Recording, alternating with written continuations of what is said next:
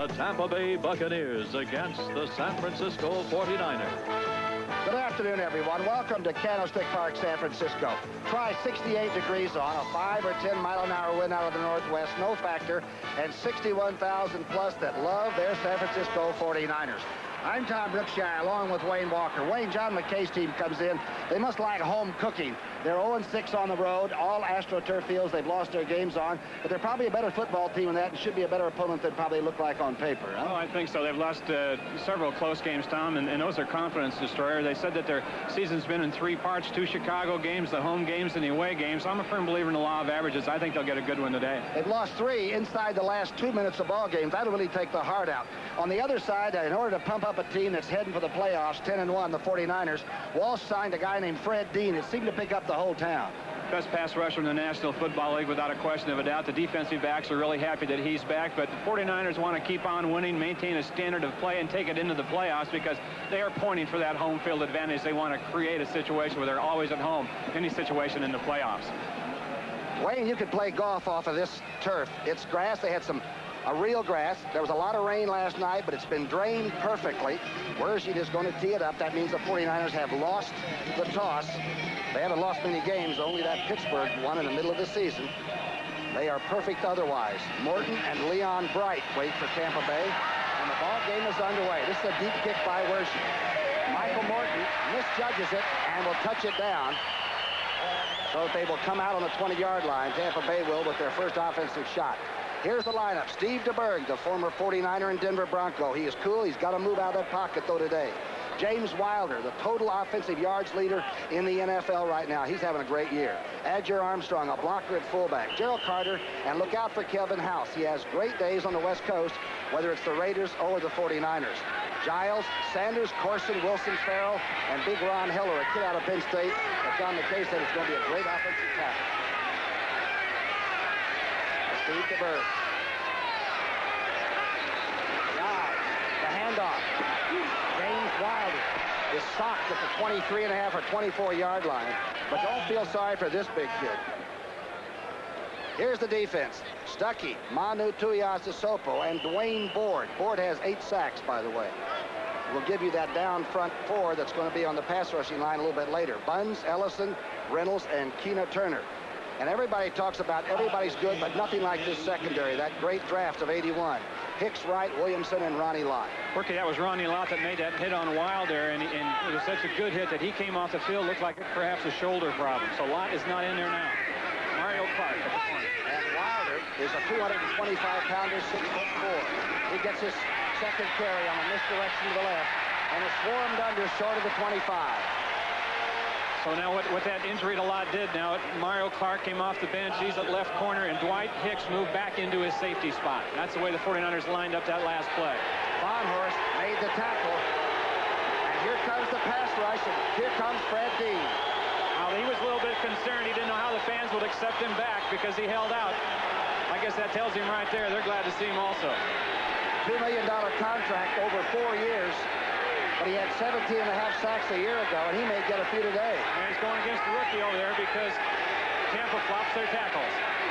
It's a spread formation to the bottom of the screen. DeBerg from the offset. DeBerg going for, Kevin House. Gerald Carter, and overthrowing him, but Carter looked like he might have been open a little bit. And we mentioned that Tampa will flop their tackles in sure pass situations. Gene Sanders, the left tackle that time, lined up on the right side, and Ron Heller, the rookie, was over at the left. They think he's a little bit better. He had some help with Dean that time. A couple guys helped him out, but Dean still had a good push and got penetration. Garcia, you can see, had those numbers on him. He's 52 kicks, and he led the NFC a year ago. He's a good punter. That's Dana McLemore. He's one of the better returns. This is a big kick. Long hang time. McLemore checks, has some room at the 30. McLemore with the 35 to the 36-yard line. Good run back by Dana McLemore. And the 49ers come in offensively. Kaplan was down under that kick. 6-yard return. Joe Montana, the #1 rated quarterback in the NFC. Wendell Tyler heading for 1,000 yards. He just needs 89 rushing today. He got 1,000. Roger Craig, boy, what a player at fullback. A great pass receiver, too. And Dwight Clark and Freddie Solomon among the very best in the game outside. Earl Cooper. Now, Bubba Paris has got his work cut out for him. He faces Lee Roy Selmon today. Otherwise, it's Ayers, Quillen, Cross, and Keith Farnworth heading for the Pro Bowl again. That's Ring in motion with Cross. Back to Craig. Craig out over the 40 in a burst. Jeff Davis making a tackle from the linebacking position. Watch the nose tackle, David Logan. Good play here against Fred Quillen. Now, he's active, one of the quick ones in the league, and right now he's like a linebacker floating down that line, but Craig ran through the tackle, but it was a good effort by Logan to get out there in the first place. They had Ring in that first place because of his blocking ability. Tyler's in there now. Well, there's a good nose tackle. Logan, he has 5 sacks already, and Lee Roy Selmon is to his right. 2nd down and 5 for Montana. Outside, 1st down. Clark knocked out of bounds at the 47-yard line by Castile. Here's that Buck defense. And boy, when they won and went to the championship game of the NFC in '79, they were really tough. Young John Cannon at left end. Dave Logan, one of the quicker nose tackles that Pullen will face all year. And one of the great players of all time, Lee Roy Selmon.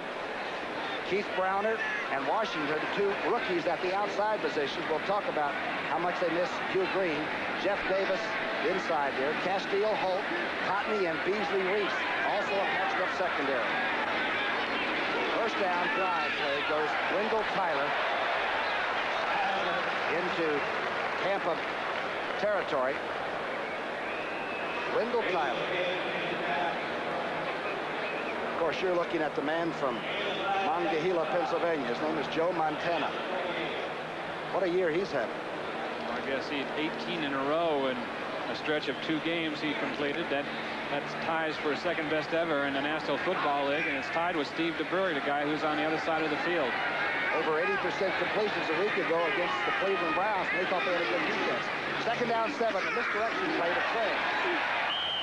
The fullback vaults to the 45-yard line of Tampa Bay. Jeff Davis making his 2nd tackle along with Johnny Holt.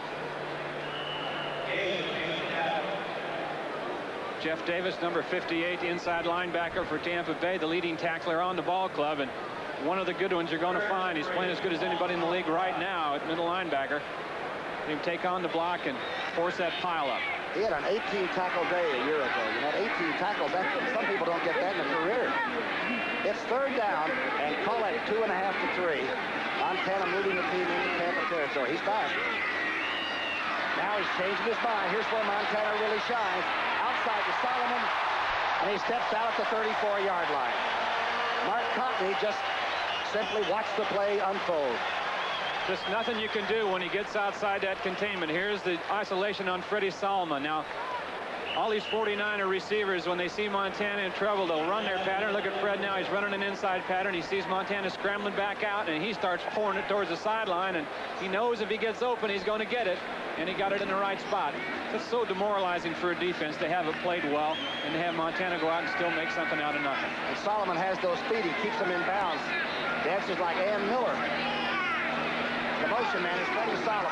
The handoff to Wendell Tyler. Tyler gets away from a linebacker shot and lunges inside the 30. A lot of individual effort there. Jeff Davis making his 3rd tackle. The Tampa Bay's coming right after him on defense. That was Scott Brantley that launched himself past Tyler originally. And Davis made the hit. Remember that this Tampa Bay team lost their outside linebackers. One of them, the All-Pro Hugh Green, who had an automobile accident in early October. He'll be back, but he's one of the great impact players of all time. And Cecil Johnson, his knee gave away early in the year, so you've got rookies outside there. 2nd down and call it 6. Montana doesn't like the look. How cool can you be? Cool as the other side of the pillow. That guy is. It's no score, but Montana's got him moving. 1st quarter action. Okay, the team was 0-26 at one time, and then in '79, in 4 years, he took the team the fastest to a championship game of any coach that's ever been in this league. They lost to the Rams by 9 points. It's his last year, and he's done very well at it. The fake draw. Montana's back on 2nd and 6. Gets away from the rusher. Montana reloads. And now as he pulled down on the 32-yard line as the linebackers swarmed on him, Browner getting him. David Logan also making some contact. Well, you mentioned the problem that Bubba Paris might have with Lee Roy Selmon. He hasn't seen him. I think that's the first indication right here. It was Selmon, I think, that blew by Montana initially Took an inside rush here. Beat Paris inside, and thank goodness Montana saw him, or we might be opening up Matt Cavanaugh on the sideline. The thing about Lee Roy Selmon is that he has like 33 hurry-ups, and that's what you call a hurry-up. He disturbed the play so much. Right. And that's the reason that this team is a pretty good intercepting team. They're like second in the NFC on the INTs. It's third down now, and call it 8 to go. Montana back on third. Oh, he drills one. He's loose. Number 32, Carl Monroe. Monroe to the 6-yard line. Chris Washington caught him from behind, a 26-yarder. You know, it's one of those situations almost where John Holt, number 21, and Mark Cotney, number 33, hit Monroe at the same time and kind of held him up because they hit simultaneously. Watch this. They sandwich him, and it kind of keeps him up. If they would have hit him staggered, he'd have gone down. But they hit him at exactly the same time from different sides, and that kept him up. Different That's just sides. bad luck. You know, and different sides is the thing. This team hits you from so many different areas, and everybody has a game ball day. They're driving early now. The first possession for San Francisco with 9 minutes left in the first quarter.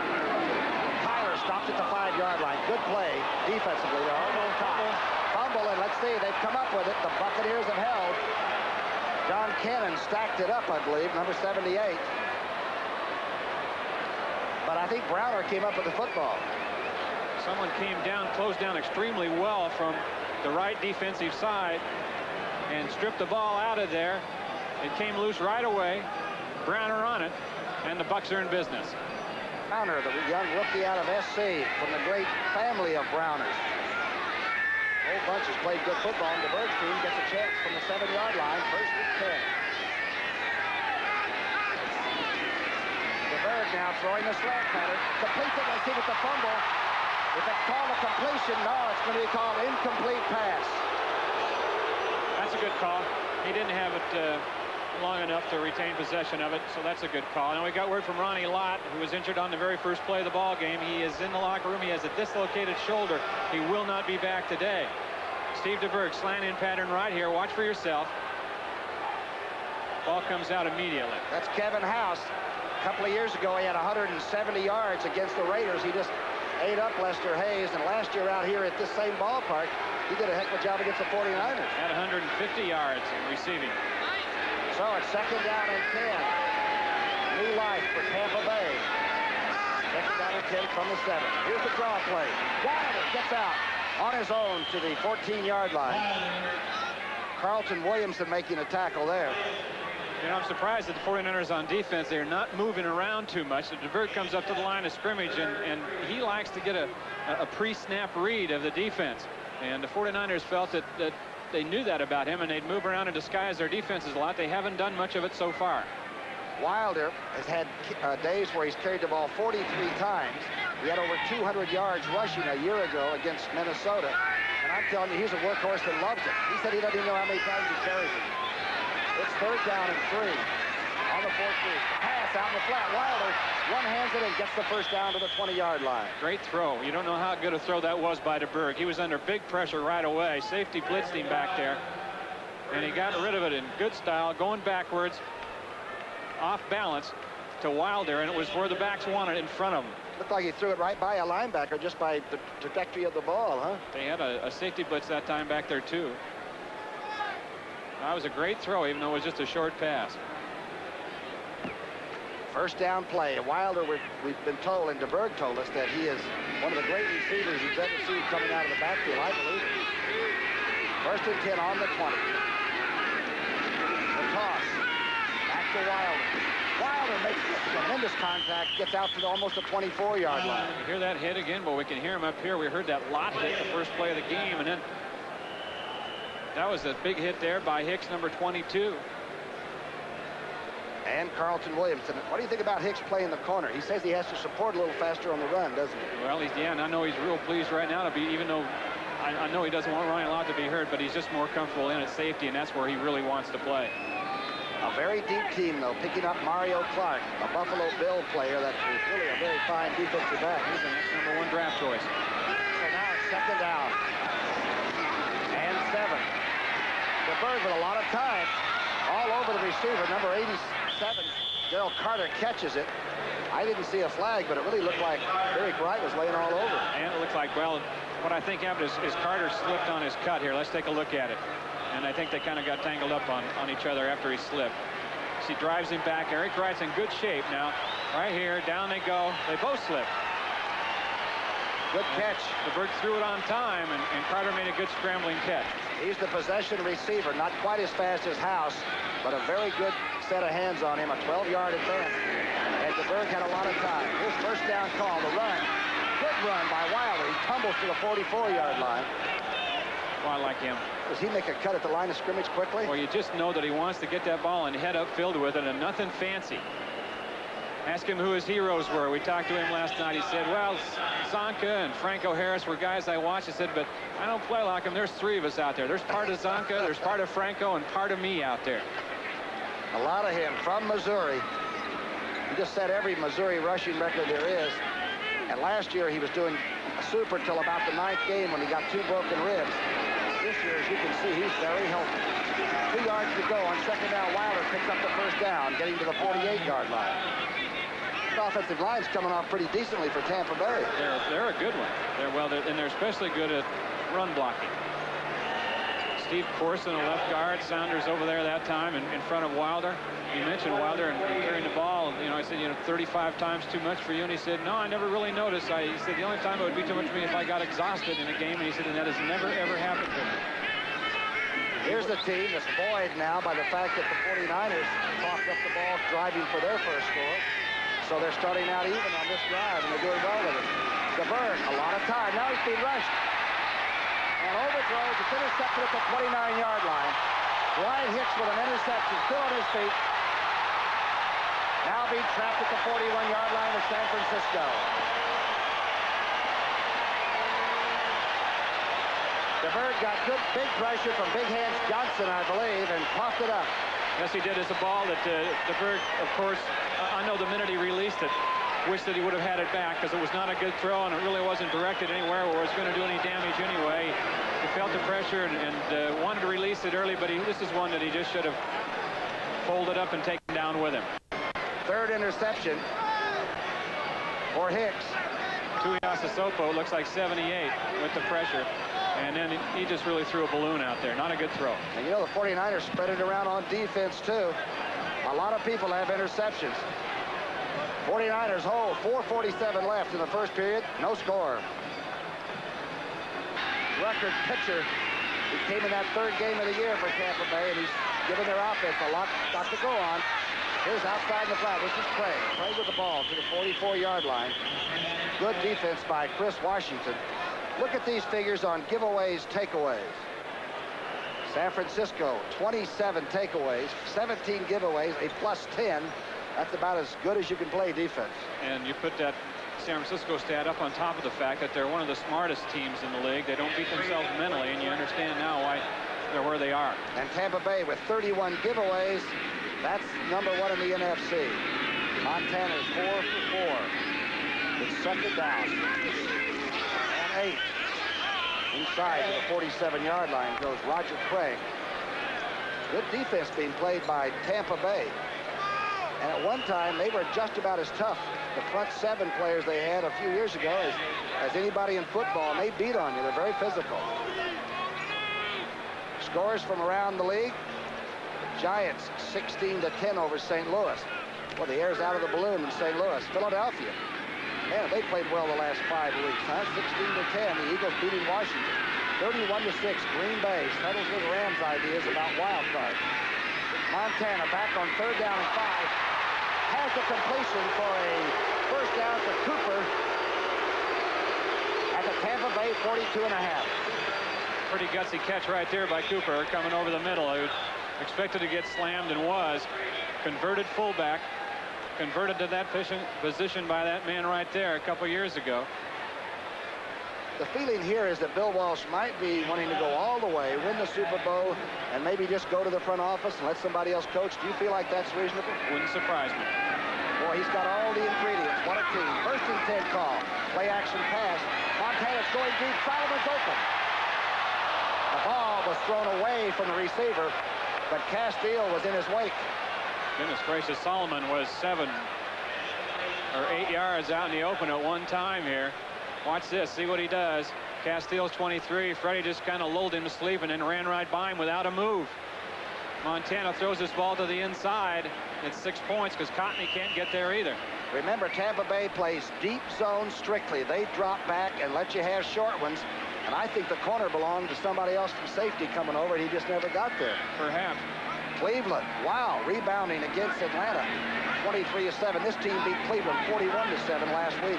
Seattle beating Cincinnati. And Cincinnati battled them hard. Montana gonna scramble. Dumps it in the middle, and Craig gets hit hard, but hangs on at the 36. John Cannon hit the fullback right in the back, he and Jeff Davis. Check the end of it right here. Craig over the middle, and he's going to get sandwiched. Brantley and Davis, the two inside people. And look at number 63, a defensive end, Selmon, downfield hustling, trying to get in on a hit, too. I saw him play great football one year. Lee Roy had a bad leg and couldn't play half speed. They were still doubling him. He always gets a guard and a tackle, or a back and a tackle. But San Francisco said, we're going to play him straight. We think we can block it. 3rd down and 2. Montana is open. Clark has it. Clark gets inside the 15-yard line. Dwight Clark beats Beasley Reese. You don't talk a lot about Montana's arm strength, but I'll tell you what, he's thrown 3 passes in this game that looked like the arm belonged to Bartkowski or Marino or something. He really zinged this slant in pattern right in here. He didn't have much room because they had in pretty good shape. Acorn was in there, and the nickelback was in good shape in front of Clark, and there was just a little seam there, and Montana just rifled it in. A consecutive game pass streak of 68. He's caught fewer balls this year, but for more yardage than a year ago. All cylinders this team hits on. 1st and 10. Inside the 50. That's Wendell Tyler. Oh, from behind, Lee Roy Selmon causes a fumble. The Buccaneers think they have the fumble. What a player.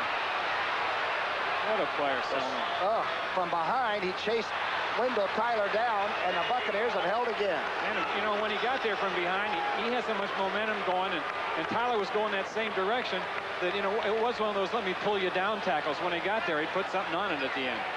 And that caused the fumble. And Wendell Tyler misses Russ Francis at tight end. There's no doubt about it. He's fallen off on his 100-yard game. 2 guards pulling. This is the 49ers' favorite play. This is what they call 18 Bob. But watch number 63 come down. Good job by the rookie Browner, too. I might add number 57 of closing down there. But, boy, that was a big hit, especially when it came from behind. If you run away from Lee Roy Selmon, you better have somebody blocking. It's still no score. To 20. They've had 2 fumbles recovered by Tampa Bay already in this first quarter. And I'll tell you, Walsh was checking to see if Wendell Tyler's got a problem. 1st and 10. 1st and 10 run by Wilder. He doesn't meet much. There's a little bit of an altercation at about the 17-yard line, but Wilder didn't get much. 76 to Wayne Board, perhaps the 49ers' best all-around defensive lineman. Looking to take the tackle. Sanders on there, straighten him up, and then make the hit. Excellent defensive play. You can't do anything better than that. He just plays solid, just enough to be considered by his opponents as about the best all-around defensive player they face. Not spectacular in the Dean style, but very solid. 2nd down and 8, facing Steve DeBerg. He's facing the sun, too, on his drop back. Good throw. Giles has it. The big tight end has what looks like a 1st down. Fawnhorse hanging on there. And this fella, if he gets motivated today, he can change your game plan. Been to 3 Pro Bowls. We're talking about Jimmie Giles. You're looking at Wendell Tyler right there, who has been having a terrific year for the 49ers. And has been doing reasonably well, holding on to the ball up to this point today. But 4 carries this afternoon and 2 fumbles so far. Boy, and everybody thought, gee, Tampa Bay's coming in. Aren't we going to have fun? Tampa Bay is a tough football team, and their coach, John McKay, says this is his last year. No score after 1. Harm Brookshire and Wayne Walker, over 61,000 here in bright sunshine in San Francisco. No score after a period. Wilder on the misdirection play. Gets outside, gets a block too by the biker, and gets out over the 37-yard line. He just jumps over people. Not bad effort. I tell you, he got outside of Tina Turner that time, and that, I think, maybe the first time that we've seen that happen this season, Tom. And what have we done? About 7 or 8 49er games. Buffalo winning their first, 14-3 over Dallas. They used 2 touchdowns by Bell, one a kickoff return, the other from scrimmage. Bob Thomas, a late field goal with a couple seconds left, beat the Lions for the Bears. New England steamrolling away under Raymond Berry. 50-17. First and 10. A straight drop back by DeBerg. He has time. It's knocked away. Good defensive play by number 29, Mario Clark. Mario Clark, right. Intended for Kevin House. So far, House has been held houseless.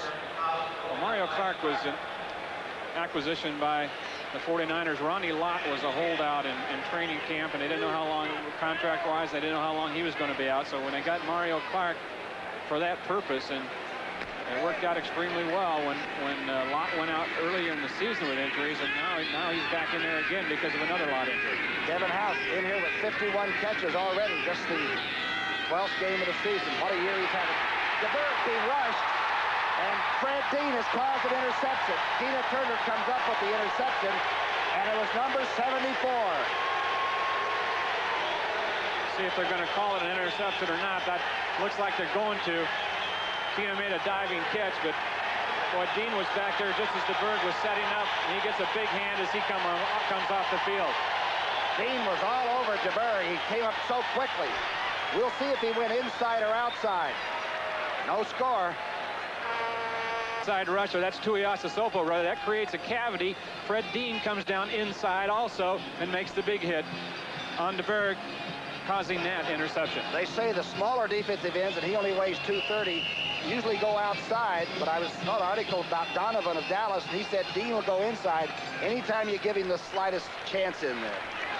Relies on quickness, only 230 pounds. He hadn't even worked out this year that they know of in a football suit, but he looks like he's been here the whole season. First and 10. 49ers with another turnover. Breaks in motion. Montana looks, dishes across the middle. Cooper has it inside the 40 to the 38-yard line of Tampa Bay. You know, Roger Craig has been so successful catching the ball the recent weeks. 8 catches last week and 7 the Sunday before that he drug a linebacker with him that time that would normally be in the middle, and that's why Cooper was so open. You got to make adjustments when you play this team, and it seems like they always come back and take advantage of the adjustment you make.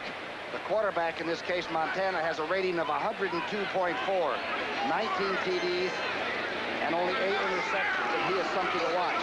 Craig dives inside the 35 to the 34. Jeff Davis making the tackle there. Don't forget, this Thursday, Thanksgiving Day, we all love it. NFL football on CBS. It all starts with the NFL Today at noon Eastern, 9 a.m. Pacific time. Then the Green Bay Packers meet the Detroit Lions, Wayne's old team, in a traditional Thanksgiving Day slugfest, it says here. NFL football this Thursday on CBS Sports. That's what they used to be when we played the Packers in the 60s until they quit playing us. Well, you played them for about 2 decades. You only had, what, 15 seasons with the Lions? Coach Lombardi said he didn't think it was fair that Green Bay had to walk into that hornet's nest every Thanksgiving Day. He went spread it around the league, he said. So that's what happened. Thanksgiving Day on CBS. I bet Jimmy the Greek will have his turkey all lined up in the NFL Today studio there. Dressing and all those things. It's 3rd and inches. How would you like to be playing defense right now? Montana and San Francisco. Montana for the sneak for the first down. 12:49 left before halftime. Neither team has scored, and there have been 4 turnovers. Bill Walsh told us in practice yesterday that because of the zone defense that Tampa Bay plays, they play a little deep. Their linebackers drop deep. That you'll see a lot of short passes from San Francisco today. They'll try to take advantage of the linebackers so the ball in front of them or in between them. 49ers have 6 first downs. That was the first one by rushing, and it was by the quarterback. The lone back is Tyler behind the quarterback. He takes the toss. Crosses out in front. Wendell Tyler inside the 20. Tyler inside the 10. Knocked out at the 7-yard line is Wendell Tyler. And what a block by Cross on the outside. A 26-yard scamper. Randy Cross is the right guard. You see him there, number 51. Watch him on the pull here. He's to the left of Montana's pulling right along with Tyler. Keith Fonhorst with a block over there. John Frank, the tight end, and Cross got the knockout, and look at Tyler, who we said is getting close to 1,000 yards on the season. Cross didn't get much of the defender, but Wendell, you don't have to get much, just a little bit, and he's mad because of that turnover earlier. There he is. There's a fellow that is very consistent and always shows up. Well, he's one of the best pulling guards in the league, definitely the best puller that this team has. The other guard, John Ayers, perhaps a better pass blocker, but they all work in tandem and in unison.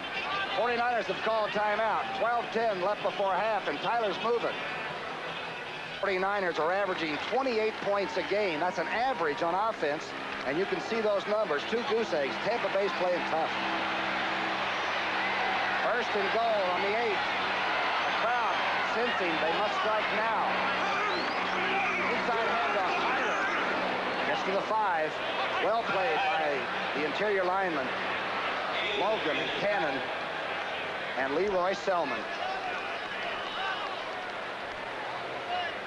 Well, David Logan, number 76, the nose tackle, and not a big one in there, about 250 pounds, relies on quickness, and didn't start out the year like he wanted to because he had a series of minor injuries, and when you rely on quickness and guile, when you're nicked up a little bit, it hurts you some, but he's 100% now and playing extremely well again.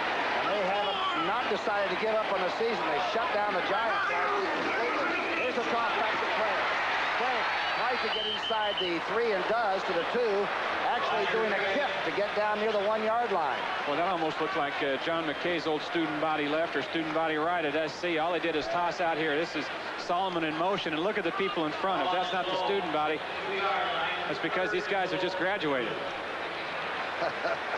Out of Nebraska, number 33. Last year, a second-round draft choice, and a lot of scouts around the league laughed. He had a reputation for fumbling and etc. in the Big 8. I'll tell you one thing, he's one of the most complete football players I've seen this year. Third down and goal on the 2.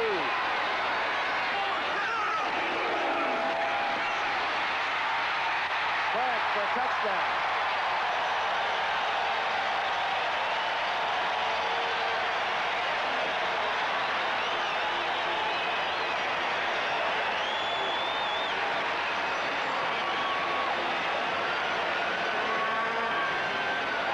Touchdown rushing for Roger Craig. You saw it the time before to the right. Here it is, same play to the left. 68 is Ayers, the guard. And Craig just outruns Beasley Reese to the corner of the end zone. Tyler got a good block, and also Freddie Solomon turned in a linebacker. Everybody's beautiful, especially after a touchdown scamper by your fullback. Bergey's kick attempt. He hasn't missed an extra point in an eon. Wow, in the bright sunshine of San Francisco. 49ers 7-0.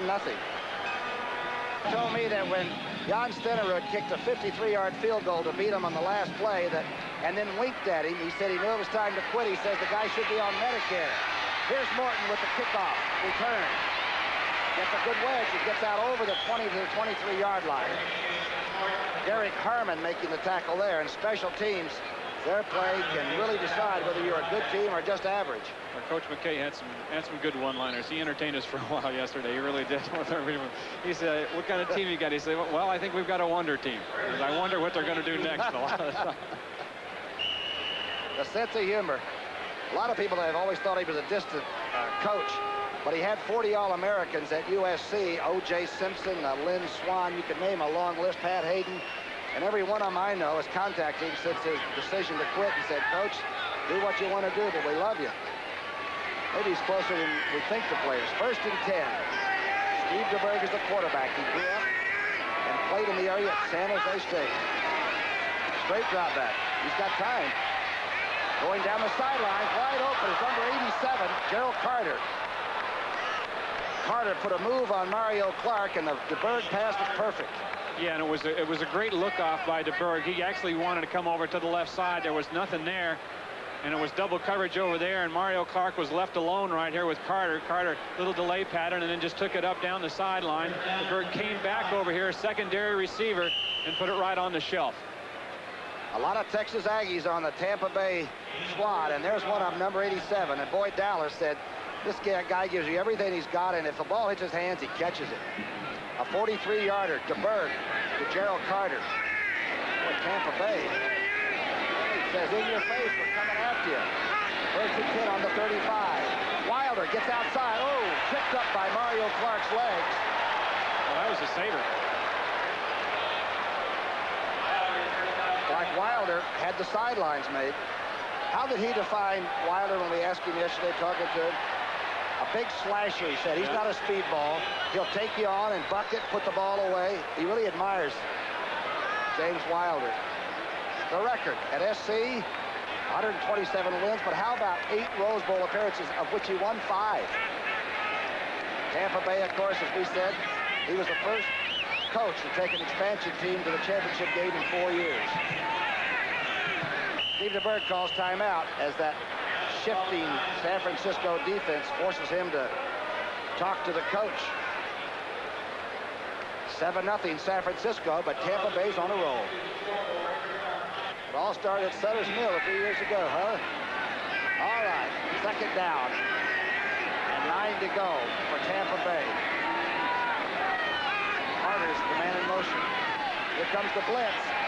Out in the flat. Wilder has it at the 35 to the 28-yard line, scrambling for it. Eric Wright tripped him up. It's a good call on a blitz, Tom. It was a blitz by the inside linebacker, Fonhorst, that time.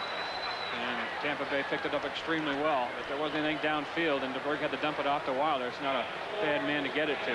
And DeBerg told us that they almost call that a handoff. It's almost like a toss play, but they decide to throw it. And he hits this big Wilder on the run with that. It's a good play. He said he thought if he's done anything for the Tampa Bay offense, it's introduced him to thrown to the backs a little bit more than they had before to it. And it's helped a lot with their time of possession. For the first time in the history of the franchise, they have positive possession time since DeBerg's been the quarterback. DeBerg learned that right here in San Francisco from Bill Walsh. DeBerg back to throw. He's got a lot of time. Sets up. This is Carter inside the 20 to the San Francisco 16-yard line. Hickey taking a ride at that point. Dwight Hicks. See what they're doing with number 74, Fred Dean, in there. You know they're paying special attention to him now, especially caused 1 interception. He tried to take an inside rush that time, work a deal with Big Hands Johnson, but they were waiting for him. Well, Big Hands Johnson went right over the top of Corson, didn't he? Well, Corson was the inside guy that ended up picking up Dean. It was Saunders that I believe that he went over the top of, or tried to anyway, and he got stuck. A big reception and a first down, and the Buccaneers have bounced right back after the touchdown by Craig and said, you know something, we're going to throw some offense too. First and 10 on the 16. A handoff to Wilder. Looking for blocking. Gets it, goes over, and turns a complete flip to the 11-yard line. A complete effort flip. I'll tell you, think he doesn't give his body up. Check it out here. Kind of a counter play. See the counter step and the guard pull? That's Corson in front of him. And here comes the tackle, number 74, Saunders, to seal off. He takes it up inside both of them. Ricky Ellison right there gets his shoulder on him, and that flips Wilder, but I'll tell you, good effort. Wilder came in with 1,062 yards, only the second Buccaneer ever to go over 1,000. Of course, Ricky Bell was the first. But I'll tell you, he's just getting started. Here's game number 12. Here's number 32 again. Wilder inside the 10, stays on his feet to the 9-yard line. Almost could have called that one before it was snapped. I like the way he uses his blockers. Yeah, I tell you, he was about 9 yards deep that time in the backfield in the setup that's really usually run from the I formation. You just kind of knew it was going to be a toss, and the 49ers knew it too. They were there. Dwight Hicks showed up at the line of scrimmage and gave him a shot and bounced off him like a bumper car. Wilder had 99 yards against the tough New York Giants defense. Lawrence Taylor and everybody, and he did it on 30-some-odd carries. He doesn't have to do it the easy way. He's tough inside. Third down, and call it 3. DeBerg on a rollout. Stop, throws, knocked away in the end zone. Intended for Carter. Eric Wright spiked it.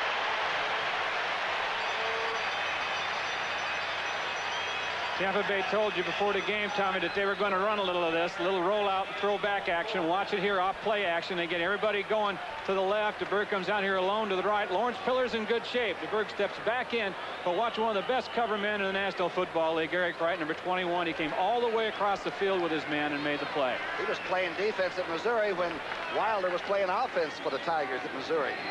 Here's Obed Ariri, the young Nigerian kicker. Watch him move around before he kicks the ball, too. When the ball snaps, he takes a couple little dance steps. The only kick I've ever seen do that. He does a little dance. Yeah, there he goes. inside and through. He glanced it off. He carried it off like Willie Mosconi off the right bar. He played with the NCAA Soccer Championship Clemson team in soccer. Watch this one, folks. Yeah, this makes him 12 of 17 for the year, and he started out in the first part of the season, didn't have a kick shorter than 40 yards. McKay likes him. And McKay doesn't like kickers. McKay refuses to watch, but his guy got the field goal. It's 7-3 San Francisco. The successful field goal, the carom shot now kicks off. Derek Harmon into the sun, takes it and touches it down 5 yards deep in the end zone. Let's go to New York City now on NFL Update with Brent Musburger. Well, Brookie, the Denver Broncos struck first in this game 3 times, and now Minnesota's come back. Tommy Kramer's got Ted Brown out of the backfield. 21-7, though. The Broncos are still dominating. Back to Brookie. Denver must have found an offense. They usually steal the ball game from you in the last minute with a fumble or something like that. Rolling in the AFC West. And surprisingly so, Reeves can barely explain the Broncos. You don't want to explain them when you're winning. First down and 10. Ball's on the 20. Montana. A lot of time. Dumps it to front. Clark runs into trouble at the 26-yard line. One of those short passes we talked about that they came into the game wanting to run. Clark came in motion, stopped, delayed, and then came over the middle. Here's number 63. We talk a lot about Fred Dean. This guy's every bit the ball player Dean is, and is in there every down. Inside rush here, and Bubba Parris looks like he's got him clamped up, and then Wendell doesn't want to be there, but is, and he helps out a little bit. I was reading about Lee Roy Selmon the other day, and he said he plays football in the offseason, but he's a banker full-time. He's been in the banking business learning how to get along when football days are over. Very bright, and boy, is he. He's going to have plenty to bank. Roger Craig on the outside to the 33-yard line, dragging Castile with him. You think his deferred payments will keep him busy just investing theirs, right? I think so. You know, he's still only, Selmon we're talking about, still only his 9th year. And his coach, McKay, said that he's playing the best football of his career right now. First player picked in 1976. What a player. Well, they think down there at Oklahoma that he may be the best defensive football player they've ever had at school. And they've had a lot of great players. The rest of his brothers played pretty well. Officials have been very quiet today, which is the reason the game has been smoothly run. Tom Dooley is the man. Formation. No end on the end of the line. Offense. Second down. No end on the end of the line. Let's see if there's an end of the line there. That's it. That is the end. Bonhorse ended up as a tackle eligible, I'm afraid, on that one. Well, sometimes they get confused as to what side's the strong side and the weak side when they're switching formation so much, and a guy sometimes who should be on the line is a yard back, and that creates that penalty. How about number 71? 1 sack all year, and Montana, he loads it up and throws a lot of passes. What a great right tackle. The whole offensive line is vastly underrated, if that's possible. Second down and a long 7. High formation. Montana on play action, getting some rush, going deep for Solomon. Solomon tries to catch it at the 34-yard line. Castile, the Alabama All-American of 2 or 3 years ago, makes a good play. He made an excellent play right here. Castile, you'll see him over here, bottom of your screen. Start his drop right here. Now, the toughest thing for a defensive back to do once he gets turned and the ball's in the air, he's in good shape. Now he has to look back, and it's hard to do, but he does. And that enables him to make the play. If you'd have been watching Solomon, you know, the receivers go down there on those long balls like that, and they'll fake it. They won't pretend the ball's coming to them until right at the end, and they'll reach back and make the catch. Defensive backs say, and you know what, Tom, you watch their eyes, and their eyes widen a little bit, so you know the ball's in the air. And then you got to look yourself. Bear Bryant, the late Bear Bryant, said Castile was the best player pound for pound in the SEC at Alabama. Outside, almost taken away from Dwight Clark. But he has it and steps out. John Holt forced him out there and is hurt. Another good play over on the other side. Isolated right here. You'll get a look at it. Dwight Clark, the longtime favorite receiver of Joe Montana, ran a short pattern. He was spread out wide. Digs it down and then takes it to the sideline. A timing pattern. The ball's on the way. And that's as good as you can play it. Holt hurt his hand. Acorn will come in, the little sprinter. They lost Mike Washington, their starting corner, and Cedric Brown early in the year. So this is a patched up and good defense. Wendell Tyler hit at the 34-yard line. Almost the line of scrimmage. That's a great play by Robert Thompson, who is in there at outside linebacker right now for Keith Browner, second-year player out of Michigan. Extremely quick. I tell you, he strung that out, and he played that as well as anybody's played it all year against the San Francisco 49ers. Remember, there's been sort of a two-season deal with the Tampa Bay Buccaneers. They said Chicago was one season. The Bears have beaten them badly twice, but the rest of the games on their schedule could have gone either way. This one is still that way. Second down and 9. Montana loads it out to Craig. Craig gets away and steps out at the 41-yard line. Make it the 40-yard line. Castile jamming him out there.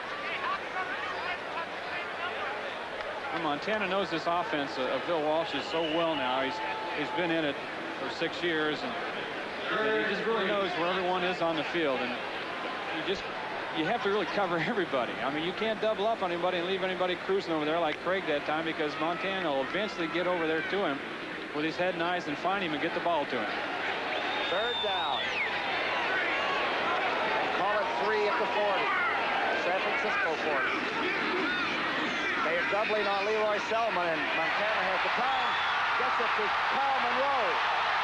Monroe pulled down at the 12-yard line.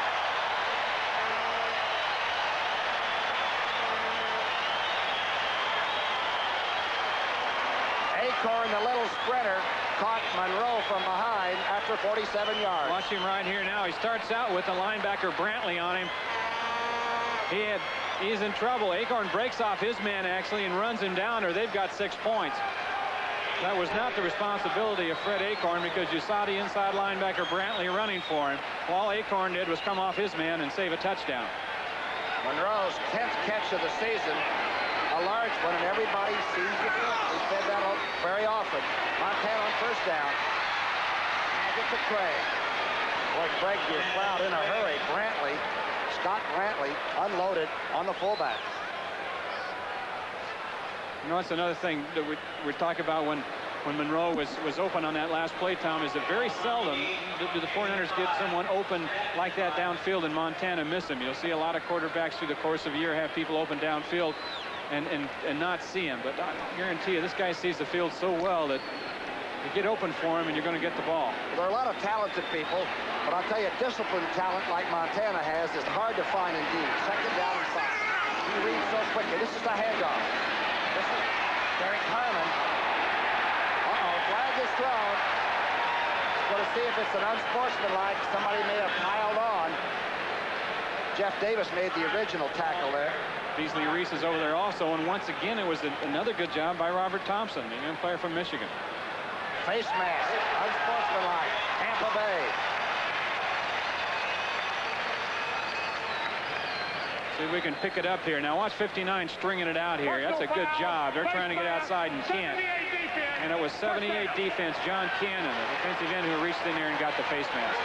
Well, he's a fine young fellow from William & Mary. I didn't think they taught you to do that at that William & Mary. They don't, but sometimes he was kind of going down. You reach in there to grab hold of something for anything you get hold of, and all of a sudden it happens to be the face mask, and it's not your first reaction to let go of it.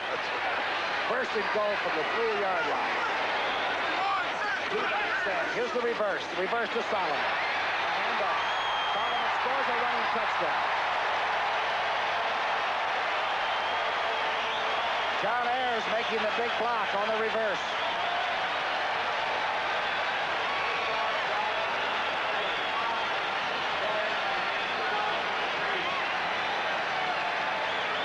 Got a couple blocks. Nothing sold this like the fake. Watch Roger Craig over the top diving. That sold a lot of the defense. John Frank is blocking inside. John Ayers outside and into the end zone untouched. Ayers, a guy we don't get to mention so much, but he's a very steady big Texan there at the left side. Wershing trying for the extra point. Montana's got the hold down. The flags are down. Let's see if Tampa Bay had too many men on the field or not enough. Second rushing touchdown for Freddie Solomon. Dooley's crew has allowed these teams to batter each other and play a little bit. It's been sort of fun so far. The last game, 12 men on the defense. Point is good. Be penalized on the kickoff.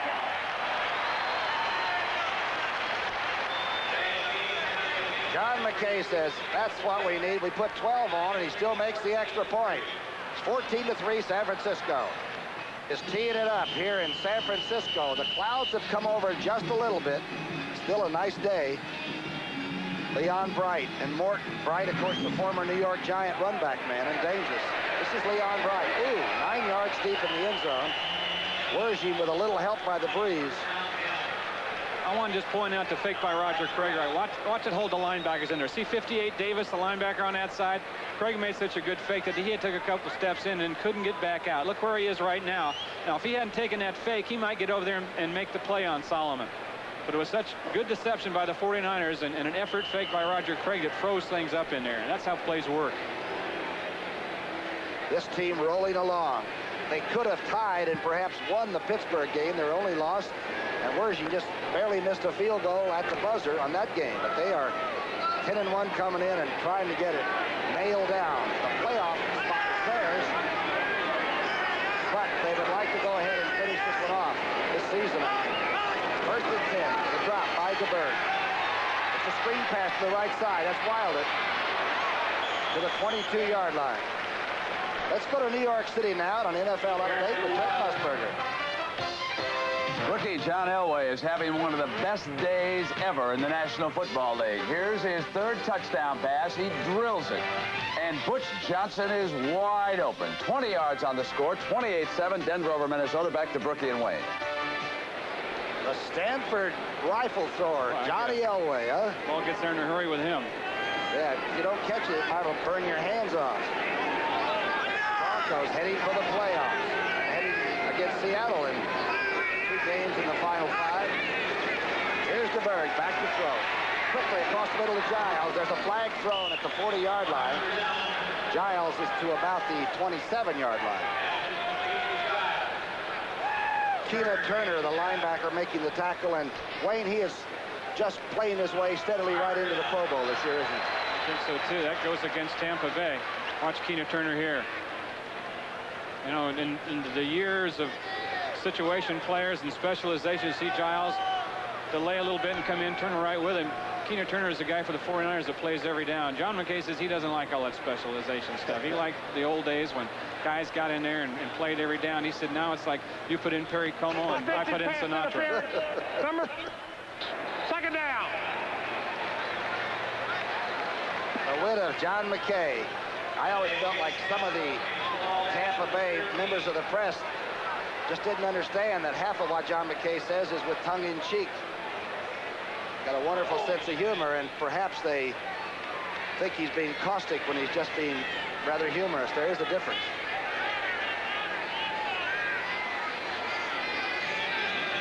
Second down and 17. A penalty against Tampa Bay.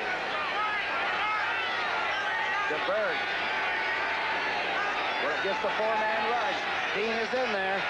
Dean is after him. It's dumped over to Wilder. Wilder on a little slip screen storms to the 30-yard line to the 31. Good call by Tampa Bay.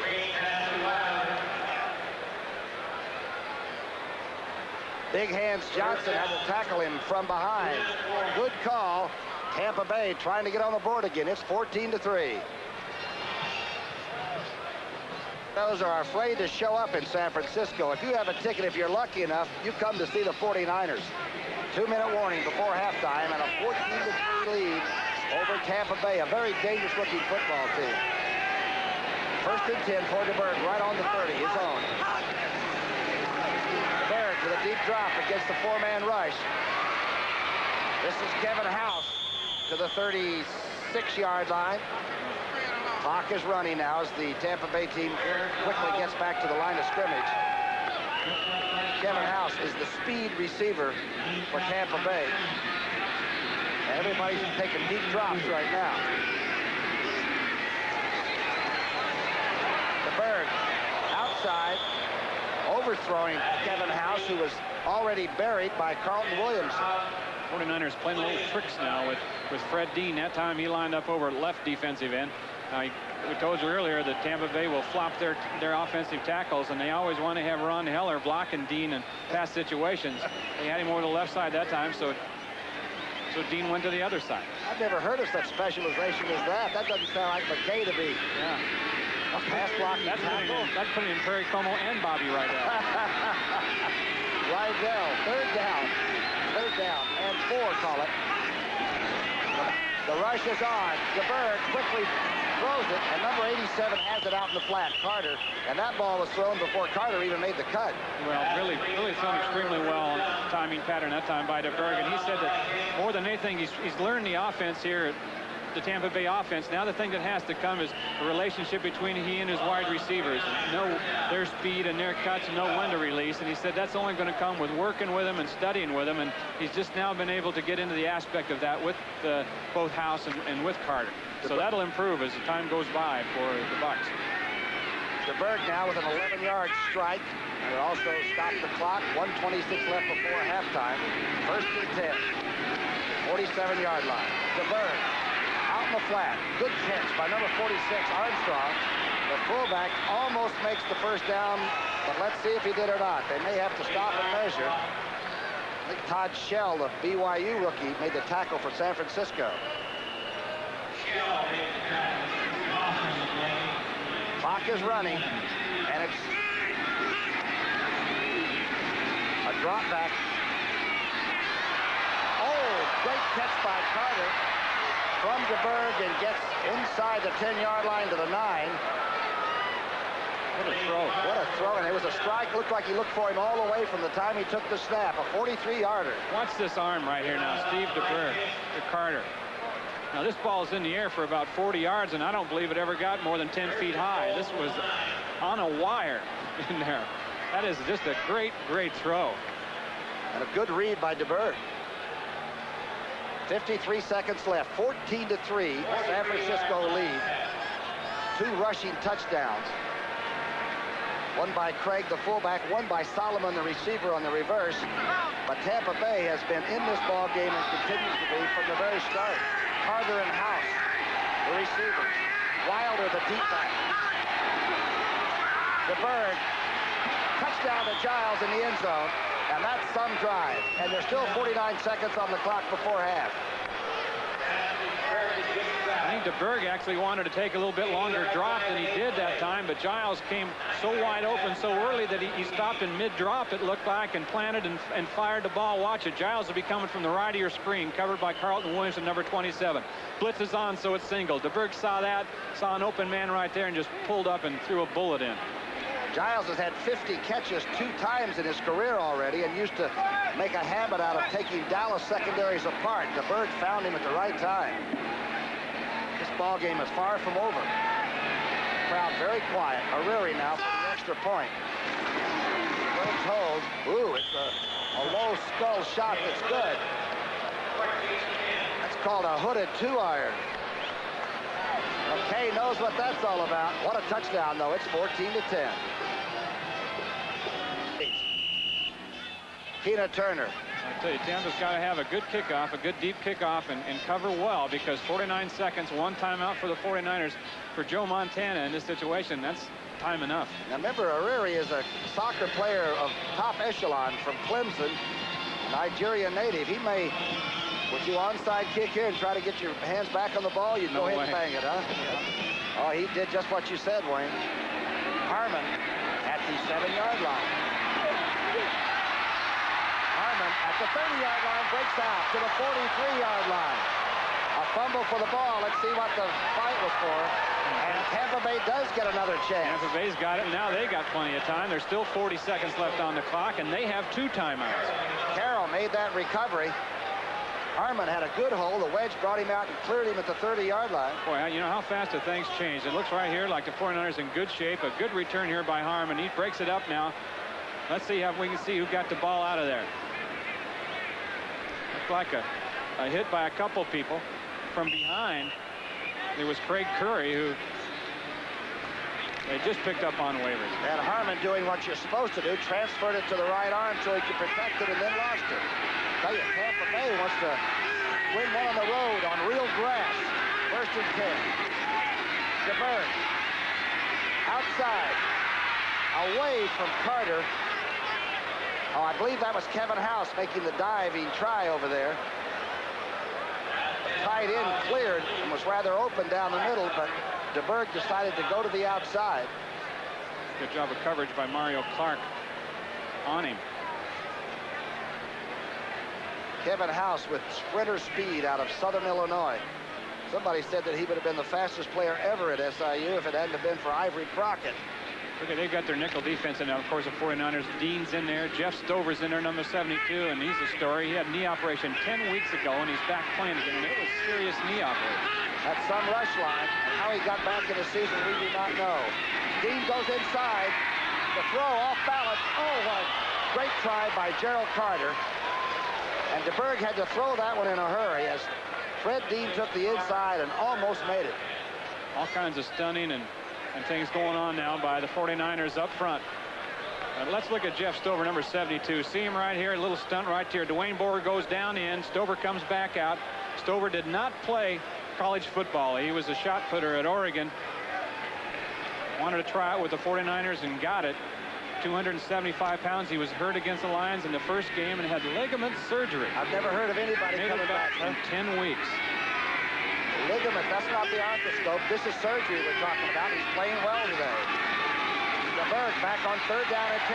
Being chased, almost sacked, and the ball is taken by Gerald Carter. Carter still on his feet to the 35-yard line. What a gutsy run by Gerald Carter after the catch, and a great throw by DeBerg. Big Hands Johnson almost had a sack. DeBerg unloaded right at the minute. Then it looked like Hicks was going to have an interception, and Carter got the ball back from him. A 17-yard reception and a tough run by Carter afterward. Well, McKay said they were going to play a good game today, and he's right. Great college football coming your way Thanksgiving weekend on CBS Sports. Friday at 2:30 Eastern Time, the Heisman Trophy candidate Doug Flutie leads Boston College against Bernie Kosar. Boy, he's a good-looking quarterback in the Miami Hurricanes. Saturday at 3:30 Eastern Time on CBS, the Fighting Irish of Notre Dame renew their great rivalry with the Rose Bowl-bound Trojans of SC. Two outstanding matchups Thanksgiving weekend here on CBS Sports. Boy, contrasting styles in that BC-Miami game. Flutie, 5'9", runs all over the place, and Kosar, who stands back there in the pocket at about 6'6".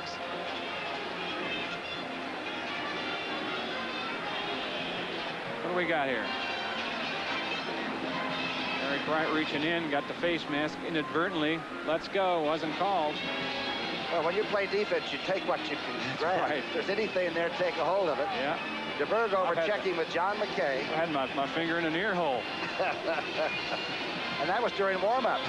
17 seconds before halftime. Tampa Bay just took the last kickoff after a score and went right down, and Giles took a touchdown pass from DeBerg. And now after the fumble recovery of Harmon's fumble on the kickoff return, Tampa Bay's knocking again.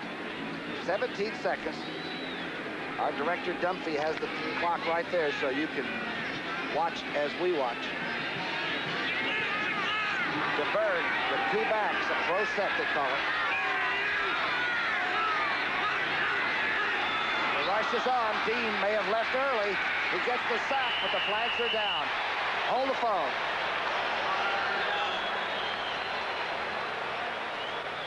Someone was offsides on the 49ers. It looked like it may have been inside. Whether they were drawn or not, we'll have to wait and see. DeBerg says no. I know one thing. Fred Dean gets your attention. Everybody makes sure they know where he is when they come out of the huddle. See that last rush? 72 defense. First down. It was on Stover, 72, who is playing the tackle spot over on the left side. The left side over there, and you'll see somebody move and jump in there, and that'll be number 72, Stover. Right there he goes, and he's across, but Dean was coming out too. Dean came a little bit early too, but I think he may have been legal. Looked like the Olympic trial. 1st and 5, 11 seconds left. DeBerg rushed and overthrows number 87, Carter. Boy, the rush was on. Dean came.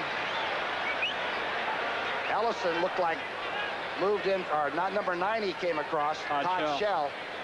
He's got a lot of speed for a linebacker, doesn't he? Yeah, he does. He was their #1 draft choice out of BYU. He and Dean over here, a little game going. Dean comes inside. Shell comes in on a blitz. I tell you, Ron Heller, that young rookie tackle, is getting an introduction today with number 74, Fred Dean. John McKay said that Heller is going to be a great one. He's an ideal tackle. That's what he says about him. He's got great maneuverability in his feet and everything like that, and he's going to need it for the rest of this afternoon. A big Penn Stater. He and Sean Farrell are on the right side together. Now O'Reary will be trying a field goal. We'll see where they place it down now. There are 8 seconds on the clock here at Candlestick. And a 14-10 ball game. San Francisco over Tampa Bay. Ball is on the 30. Don't forget the NFL doubleheader next Sunday. A doubleheader on CBS All-Stars with the NFL today, of course. That's 12:30 Eastern Time, 9:30 Pacific Time. Then most of you will see the LA Rams in Tampa Bay.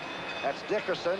Had 132 yards rushing today. He needs 562 to get to O.J. Simpson's single-season rushing record.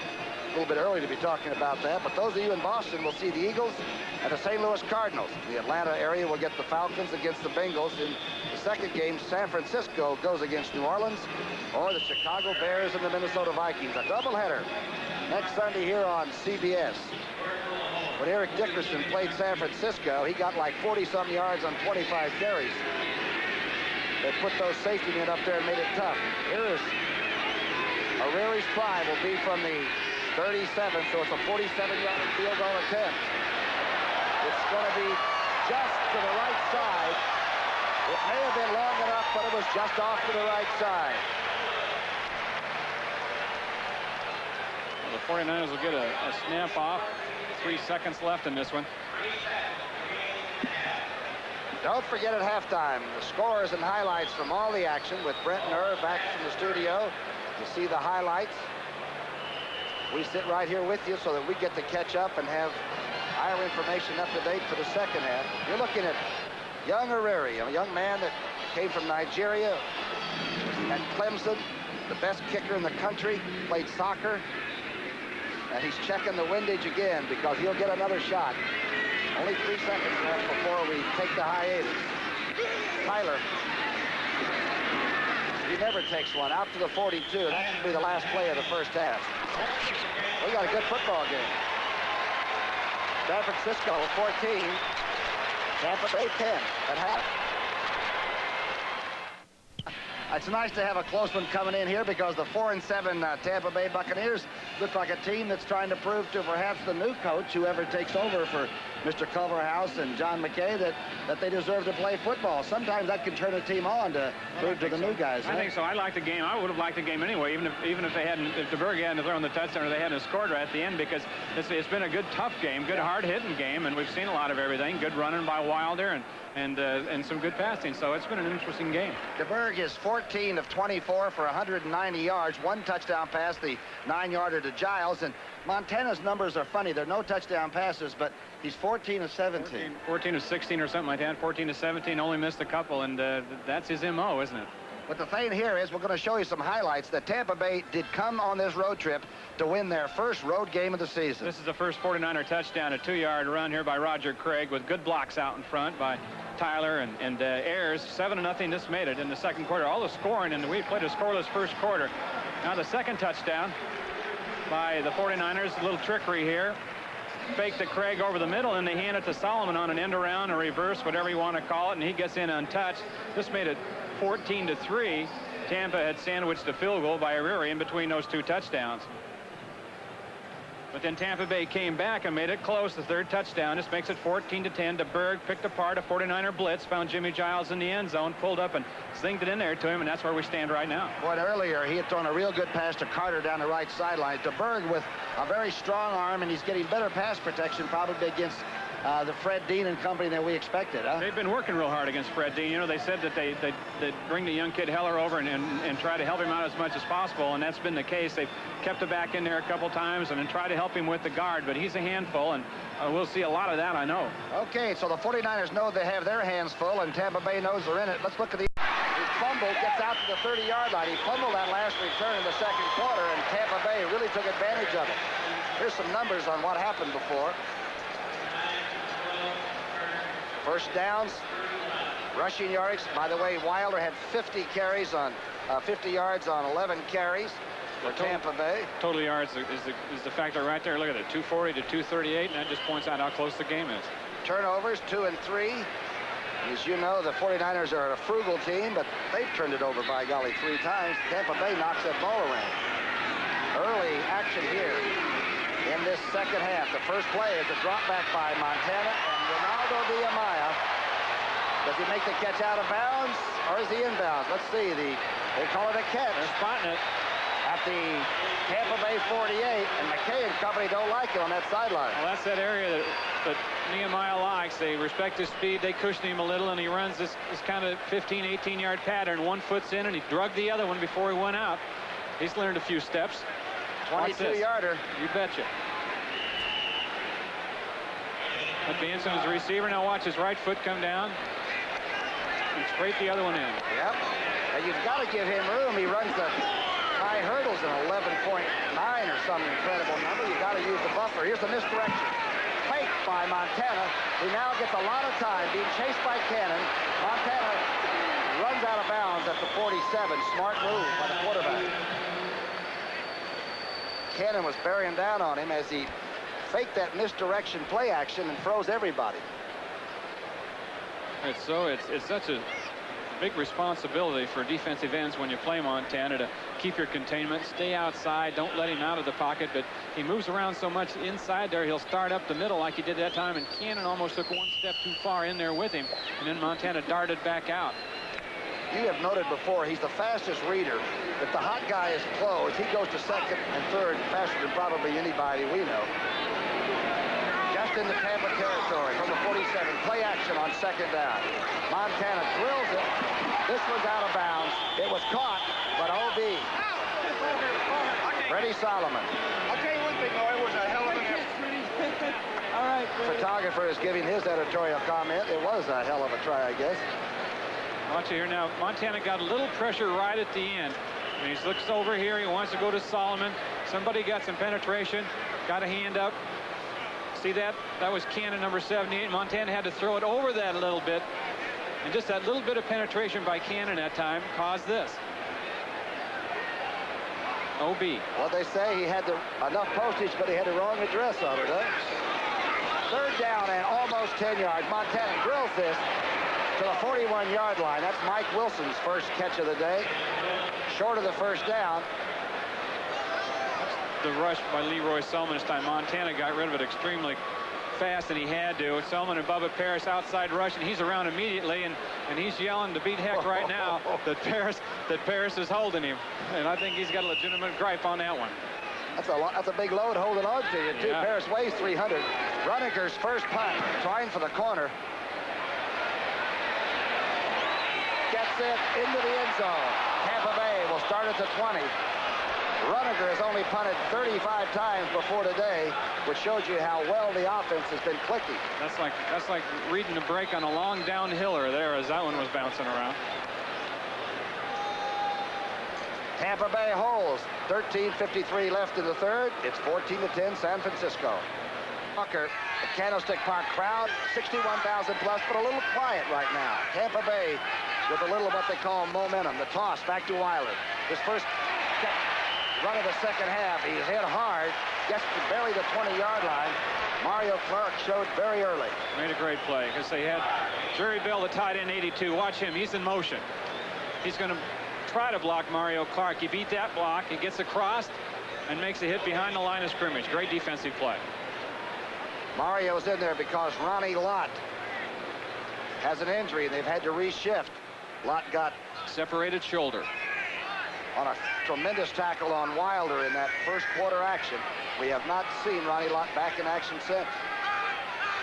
Carter's in motion. This is DeBerg. He's rushed, but he throws a strike. Bell has it at the 39-yard line. He's 6'5", 230. DeBerg looks like he has a pretty good game plan he's worked out with Boyd Dowler for the second half. This is a bullet he threw in. Good protection this time. Bell, third-year player out of Arizona State, a big target, 6'5", 230, goes down there and just hooks up in between the linebacker and the defensive back out there, Eric Wright, and DeBerg found the hole. Kevin House comes to the bottom of your screen to the left. Giles is the tight end. single back is a fellow named Wilder. He gets the misdirection. Look out. James Wilder into San Francisco territory, dragging people to the 45-yard line. Dwight Hicks had to make a decision there whether he wanted him head on or whether he wanted to get on the corner of him a little bit. And discretion is sometimes the better part of valor. I heard it by the grapevine, right? Watch this. Good block. Corson 72 and the big tackle Sanders out in front. Wilder cuts it in on number 22 here. How do I want him? Any way I can get him, I guess. 225, 2 1/4. The big running back, and of course Hicks is going at 192 pounds. 1st and 10. Tampa Bay on the move. The drive off the left side. Not much room for Wilder this time. Good defense. Maybe a yard, and stacked up rather rudely. Dwayne Board in there.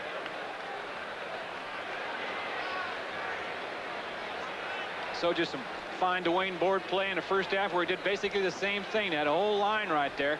Reynolds is in there. Tuiasosopo, the nose tackle. They stood everyone up along with Dwayne Board and just stuffed that run. Anticipating pass right now. DeBerg's numbers against this defense. You're looking at one of the great defensive players in Board. DeBerg is 15 of 25 for 209. 2 interceptions. But right now he seems to have some ginger. They're moving. He took over in the 3rd game. Thompson became the 2nd quarterback, and DeBerg became the man. 2nd down and 9. Time is gone. 30-second clock. Not sure it was that. Looks like somebody started a little early too. They might have their choice. Being marked off against Tampa Bay. Let's hear it.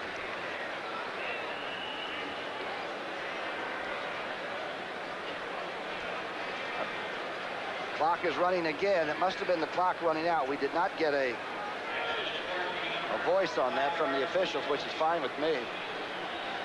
It's 14-10 San Francisco over Tampa Bay, and this is John McKay's last season. He says he's got a good squad. 2nd down and 15 on a 49.5. Outside quickly, intended for Carter. Good play. Mario Clark hit him just as the ball went by. Good play.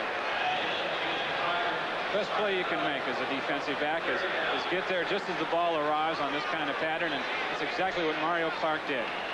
Carter with an outside move.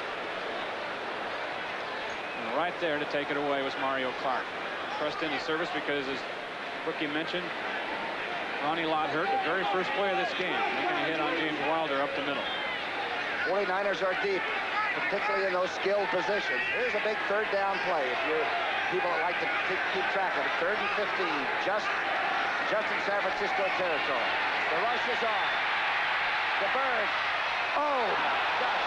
He hits Carter coming across the middle. Carter holds on, but short of the 1st down at the 40. And Hicks unloaded. DeBerg told us last night when we talked to him that Carter will hold on and will take the hits over the middle, and he took a good one that time. Big Hands Johnson, number 97. DeBerg on the drop right here. Feels the pressure, has got to get out of there. Number 97's right on his heels. He throws back across. Pretty good throw by DeBerg, going one way, throwing back the other. And then that's Hicks again, number 22, who's been all over the field today, welcoming himself back to the free safety spot. Garcia's first punt of the day. He's had 10 inside the 20 so far this season. Let's see what's... Ooh, this was a good kick. It took a diagonal bounce out there, and you can see the official marking that at the 8-yard line. Boy, Tampa Bay took the trip to the West Coast. Looked like they meant to do a job. It's 14-10. Willenow did a good job on sealing Jeff Davis, number 58, from getting over in on the flow, and that created the hole there. Looked like Paris did a pretty good job on Lee Roy Selmon. Got him on the deck, huh? The numbers on Craig, 32 yards on 7 carries. 1st and 10 out right on the 20. The toss back to Craig. Getting the running action just over the 21. 9:34 left in the 3rd period. Good job by a tough guy on that play. Mark Cotney, the strong safety, the left safety for Tampa Bay, came up that time and took on, it was double tight end situation for the 49ers, and he took them both down. One of the original Tampa Bay Bucs back in '76. They got an allocation, and yeah, he's the only one that came in the allocation draft that is still with the team. Quite a player. Mr. Steady, 2nd down. Call it 9.5.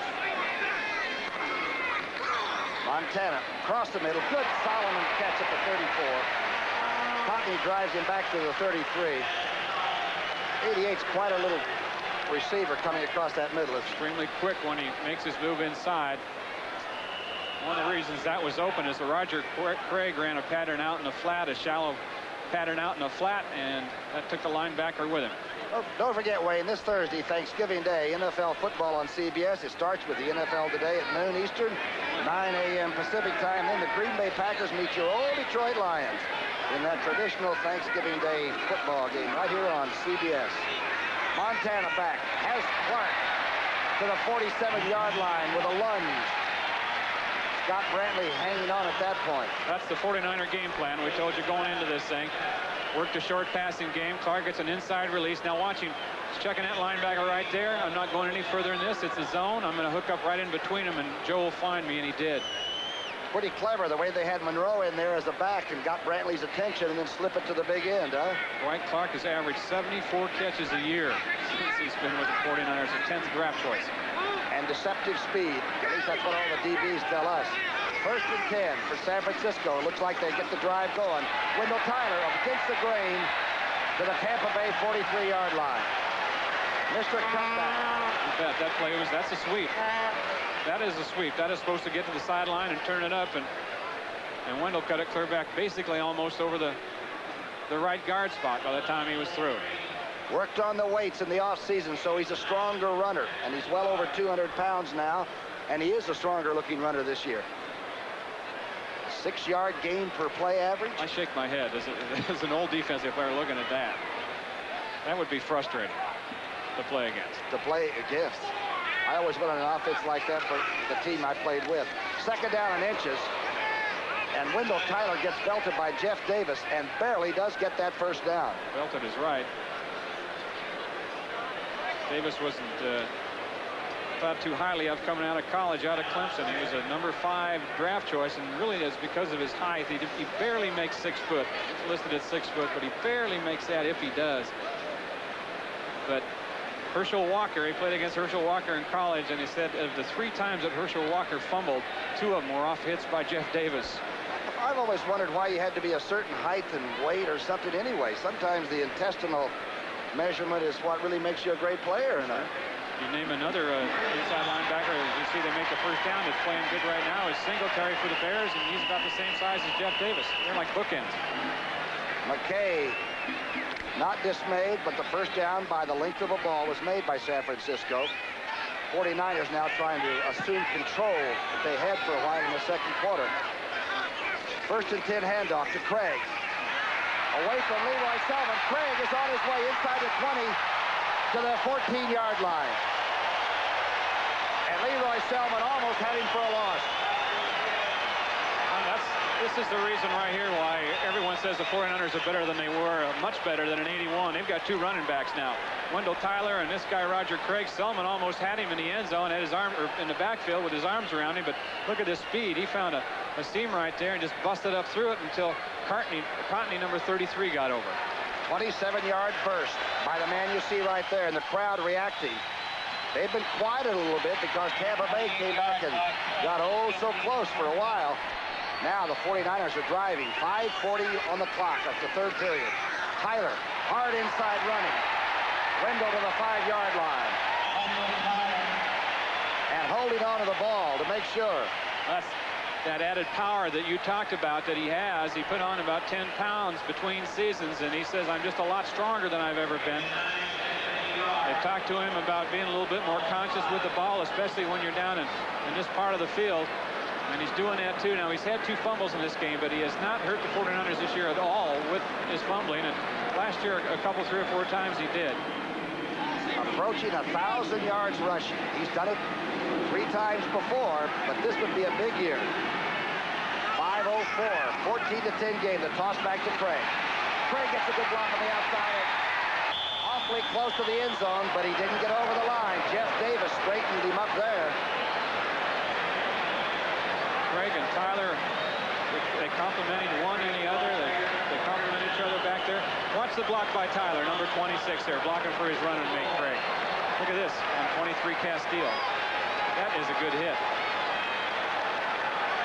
Short of the line. Jeff Davis putting the shoulder pads on. It is less than a foot away. The 9th play of this drive by San Francisco. They're like an orchestra. Tyler goes down, gets close. I don't see any arms yet. Now I see the touchdown. Tom Dooley has his hands up.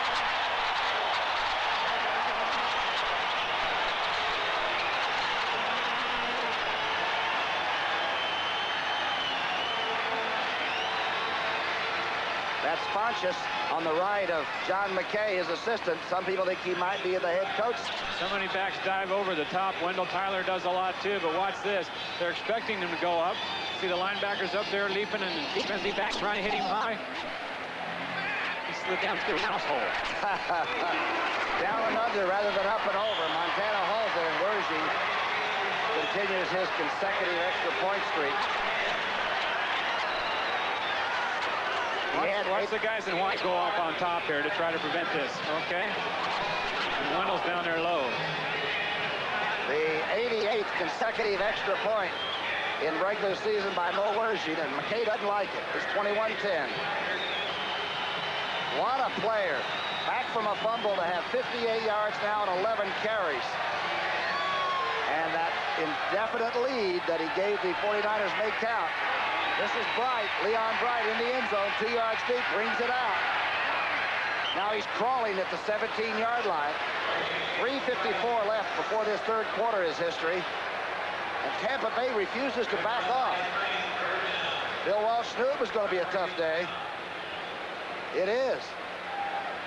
For 61,000, they don't have no-shows. And there are a lot of great football fans in this country, but I think this area has some that are solid.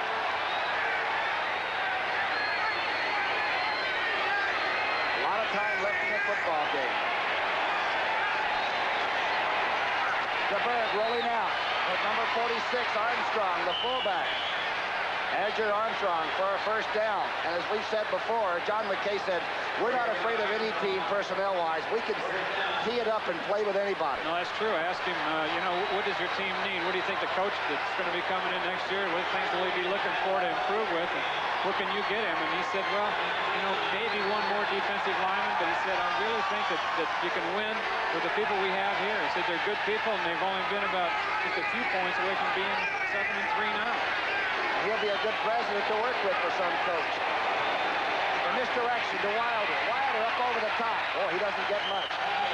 Maybe to the 30-yard line. Let's go to New York City now on an NFL update. Brent, you got it. Rookie and Wayne, it continues for John Elway of the Broncos. Here is touchdown pass number 5 against Minnesota. He just rips the ball in there to Steve Watson, and what a day he's having. Let's go back to Brookie. And Brent, in Denver, they still think, but they're not sure if Elway can play or not. He is 16 of 19 today, 218 yards, and 5 markers, 5 touchdown passes. Pretty happy for his dad yesterday, too, who coach at Stanford, won the big game out here, beat Cal his first year at Stanford. Family celebrating this weekend. That's a fun traditional thing on the West Coast, though, isn't it? Cal and Stanford, huh? Joe Cat, great player we used to know, and a great coach at Cal, too. Second down and 10. The flag is down. He used the clock up. DeBerg now, twice, has lost the 30-second clock. Boy, I tell you, I don't think there's any question, Berkey, we'll hear the call. I don't think there's any question, though, that Steve DeBerg is an improved quarterback and been improving every year. He said he's a better quarterback than he was when he was at Denver, and when he was at Denver, he was a better quarterback than he was when he was here. And, you know, Bill Walsh had a lot of respect for him, and he said that, you know, when Steve was here, we had very little support for him. We had really, you know, one other player on offense that could help him much, and that was Paul Hofer, the running back, and he got hurt. He said his command of the game is better, and he got one of the great touches in all of pro football when he throws it. Well said. He said it was sort of tough playing in his hometown, though, in San Francisco. When you go up down the road, people sort of pre-read you too much. Second down and 15. DeBerg beats Chase. Somehow gets it to Giles at the 30. And the Giant from Greenville, Mississippi, hangs on to it. With Todd Shell and Carlton Williamson, Dwight Hicks, all over Giles, and somehow DeBerg got it in there and gunned it. And he can run through your secondary and swat them down like flies. Williamson making that stop. And now it's third down. This is when that nickel defense and the big pass rush pay off for San Francisco. Third down and 8. On the 30. DeBerg. Big pass rush. Big hand Johnson gets through there, but somehow Carter makes the reception at the 44. Watch Fred Dean. They doubled up on him this time. Watch the back come up now as he works on Heller. Bang, take that. And Big Hands Johnson gets an inside release and put the pressure on DeBerg. The San Diego connection has paid off. McVay and the people in the front office keep picking up players from the Chargers that have a lot left. Dean, Shields, Big Hands Johnson, Fletcher, Mo Worsham at one time, right? First down, a tough, good first down picked up that time by Tampa Bay. Fumble by Wilder. Let's see if he recovered his own fumble. He was trying to hand it off on a reverse. Yes, he was. There's going to be a reverse. That's what he's talking about, his wonder team. I wonder what they'll do next. Watch it here. The toss to number 32, James Wilder. And he wants to make it look like a run, but he can't get a handle on it because he wants to hand it off. Right there you see number 83, Theo Bell, who's going to come back and take it on a reverse. One of the hardest moves in football is to recover a fumble and not have it come up out of an armpit or something. Show up again. Second down and long. Second down and 15. DeBerg. Outside. Is it a catch? I think they'll have to call it a catch. Won't they? No, they won't. I thought they'd have to call a catch because he probably would have come down if Mario Clark hadn't hit him and knocked him out. But they're going to call it incompletion out of bounds. Mario looking back into that sun. Played it about as closely as you could and not be detected. I'd be the judge right here, right? And it was a long way across the field from us, but the thing to keep in mind is would Kevin House been in bounds if Mario Clark doesn't hit him and assist him out?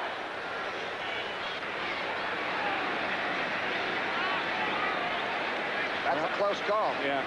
I think maybe that if it would have taken place, well, what can I say? Pretty close, but that's the way pro football is. This is a large play indeed. Third down and 15, and Big Hands Johnson has DeBerg. Big Hands Johnson playing inspired. Ball start offense.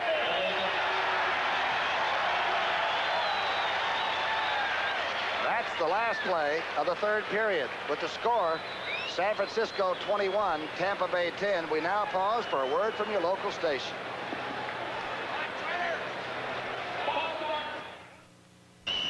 For the third period, so we'll play that one off. I know we can come back from outer space with satellites and all, but somehow the officials got the clock fouled up. So we got 6 seconds left in period number 3. And Tampa Bay has the ball, third down and 21. That's a lot. Look out, pass rush. No shotgun, just up under the center is DeBerg. He is in there, but he's handled. DeBerg. Jumping try by Theo Bell. They threw a flag over there too, Brookie. A late flag at the 41 of San Francisco. No, you're not going to like that call, being an old defensive back. It used to be a free ball that neither team had it when it was in the air. I don't believe it's interpreted that way any longer. Well, third and 21, and you get a call like that when you play pretty good defense. You can see Dwight Hicks, he's the ringleader out there, and Carlton Williamson, 27. Well, he's not smiling, he's grimacing. Dooley made the motion. The fans tell you not that story, just their own personal one today. Theo Bell went up for the ball. Carlton Williamson and Hicks went after him. Here it is. Defensive pass interference. 26 defense. First down. 26? They don't have a 26 out there. Did he say? Must be Mario Clark, but there is no 26 unless the guy has dyslexia and that number's upside down. Here it is right here. Hand on him right there. Boy, I don't know. Looks like good defense to me. They probably thought number 29. Yeah. That should have been the last play of the third period. But we don't want to assume anything. Don't forget, next Sunday, the big CBS doubleheader starts with the NFL today. That's 12:30 Eastern Time, 9:30 Pacific Time. Then most of you will see the Los Angeles Rams and Tampa Bay. Eric Dickerson had 132 today and is trying to get to O.J. Simpson's single-season rushing record. Those of you in the Boston area will see the Eagles play the St. Louis Cardinals, and the Atlanta area will get the Falcons against the Bengals. In that second game, San Francisco against New Orleans, or the Chicago Bears and the Minnesota Vikings. You know, I'm trying to figure out how Tampa Bay is a 4-7 ball club in that division. They look to me like they've got a good football team. Yeah, they do. And the 49ers, of course, got to keep it on the roll here. As we mentioned at the top of the telecast, they're going for the home field advantage. They'd like to play all their playoff games here and then go down the road about 30 miles and play the big one, Super Bowl 19 at Palo Alto. Remember, McKay's team lost Hugh Green, whom I think is one of the outstanding linebackers. I mean, a lot of people tell you Lawrence Taylor, but Hugh Green knows how to play technique and is still a game breaker as a linebacker, and he was hurt in an automobile wreck rather seriously the first week in October. They're going to try to get him back for the last 3 or 4 games anyway, and you cannot replace Hugh Green. On 1st and 10 for Tampa Bay at the San Francisco 42. The toss and the reverse. This time the handoff. It's a flea flicker to DeBerg. He's being chased out. Now DeBerg is going deep. Intercepted or caught. It's called incomplete. Kevin House made a jump for it. Mario Clark was in there too, I believe, and Dwight Hicks. 49ers had it well covered. There was not anyone open at all on this play. Flea flicker off the reverse, but DeBerg's going to like to throw it anyway. And I really don't know why. After getting a break like that on the penalty call that they got, and this being first down still, you know, you've got some more chances at it. Why throw a risk like this? I mean, that is just throwing it up for grabs. Did you see Manu Tuiasosopo? He went around. It looked like he went over the reef and back again. He went by DeBerg twice. And here's what the intended receiver, Kevin House, is doing. Eric Wright, number 21, right with him. He's never open. Look at, he's getting help over here now from the free safety. And you tell me why the ball was thrown. House did a heck of a job just keeping the ball from being intercepted. Quick action, quick outside pass to House on the outside. DeBerg coming back with what Wayne Walker said probably should have been done before, an 11-yard short pass. Well, I'm not saying they should have thrown an 11-yard pass. They just shouldn't have thrown it down there and taken a chance of not being able to even throw this one. You've got to keep the football in situations like that. They're getting ready to move the sticks. And DeBerg has made some great decisions today, some great reads, but the one ball he had intercepted, he shouldn't have thrown, and that one right there, the play off the flea flicker was another one he shouldn't have thrown. Kevin House is some receiver. He is showing me a tremendous improvement in his first couple of years. 1st and 10 call. The drive play to Wilder. James Wilder heading for the open territory, dragging people to the 12-yard line. Well, he got some good blocks that time. Adger Armstrong and Steve Corson out in front, and they did something that you don't see a lot of. They got Keena Turner and got him hooked inside, and Turner couldn't string it out and got Wilder around the corner. Wilder quieting 61,000 rabid fans with an 18-yard burst. Check it out. Check the people in front. Corson 72. The tackle comes over and seals, and watch the block that he's getting right here on the linebacker right there.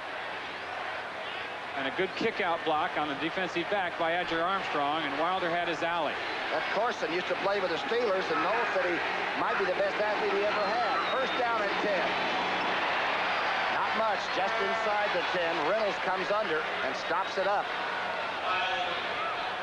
13 minutes left, over 13 left in this ball game. But Hacksaw, you've seen him, less and less out there on the field for the 49ers. As he comes off now, they'll send in young Jim Fonhorst, number 55, younger brother of Keith. But for Hacksaw, when it's a 1st and 10 situation or a running situation, they want him in there. He's making more than cameo appearances, but his playing time is dropping off more and more as the season progresses. 2nd down and 7 at the 9-yard line. DeBerg looking quickly, slant pattern, touchdown. Gerald Carter walks into the end zone. A perfect throw by DeBerg. And we've got ourselves a new football game. Well, Tom, you know, as we talked about earlier, as Bill Walsh is pretty angry with the headsets right there, as you can tell, is that Steve DeBerg, the 49ers, thought that he gets a pre-snap read, and I think he had one that time. I think he knew exactly what defense the 49ers were going to be in once the ball was snapped by their positioning on the field, because after the ball was snapped, he looked right at Carter, didn't look at anyone else, stared him down. Carter came open, and DeBerg got the ball to him in great style. The Texas Aggie Carter has 9 catches, 166 yards, and that was his 5th touchdown catch of the year. What a day. What a year. Herrera out of DeBerg's hole for the extra point. This one's good. A 4-point spread. But remember, San Francisco, they're not thinking wild card. They want to win this game and steam into the final part of the season. Now check Steve DeBerg right here. See his head and eyes? He's not looking anywhere else. He wanted it right there to Carter, and he wanted it right from the snap of the ball. Look at him right here. You'll get an excellent shot at it. Look at him. Just staring him down. He knew he was going to get single coverage over here because of the alignment. I think he smelled the blitz, and he got to 6 points, and we've got a 21-17 ball game with 12:39 left to go. And this is going to be a bitter 12 minutes and 39 seconds. And I want to tell the people that the skinny one here is the ex-linebacker. Yeah, is that amazing? I outweigh you, and you used to play at 230. A good football game. Herrera now will kick off. Monroe and Harmon. Dangerous return people for San Francisco. And this crowd senses this is going to be a nail-biter. This is a high kick and short. Monroe at the 10. Monroe gets out and heading for the 30-yard line. Almost gets back to the right sideline and out to the 32. Crowd began to hum. Well, I tell you, they're flying around out there, too. There were some good socks on that special team. The scoring drive, a work of beauty, 11 plays to go 83 yards. DeBerg to Carter, a 9-yard TD pass, and Steve DeBerg is having quite a homecoming. He is, and it was a thing of beauty because that ball wasn't intercepted in the end zone off the flea flicker. 1st and 10, Montana putting Solomon in motion. Ball is on the 33 car. Wendell Tyler getting in and out, breaks out in the open. Tyler pulled down at the 43-yard line of Tampa Bay by Lee Roy Selmon.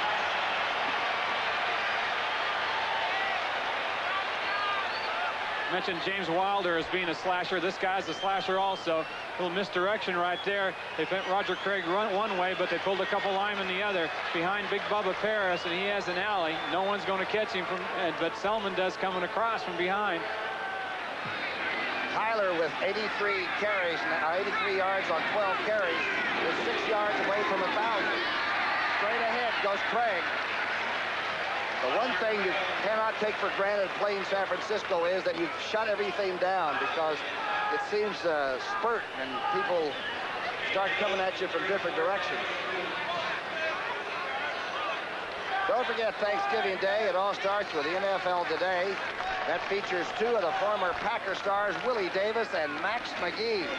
Both were with those great Lombardi teams in the 60s and have become very successful business people. That all starts at noon on Thanksgiving Day. Hey, getting rid of tacklers. Down to the 25-yard line. Beasley Reese making the stop there, the former Giant. San Francisco offensive line, great search, really controlling things. 77 is Paris. He's on Selmon, has him tied up enough where he just kind of got an arm tackle on Craig, and Craig ran right through it. Craig's a high-stepping, harder runner and stronger than I think people think. He ran through Lee Roy Selmon's arms, and very few have lived to do that. 1st and 10 from the 25.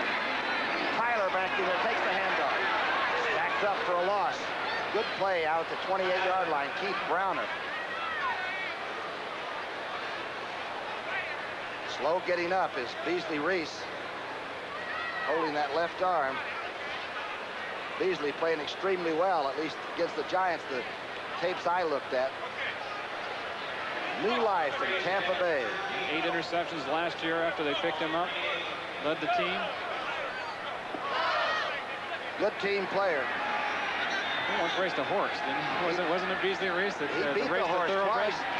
It's the kind of horse I usually wager on, unfortunately. 2nd down and 12 and a half. Tyler now with a hole, sprints to the 16-yard line. And now, perhaps with 1,000 yards for the season.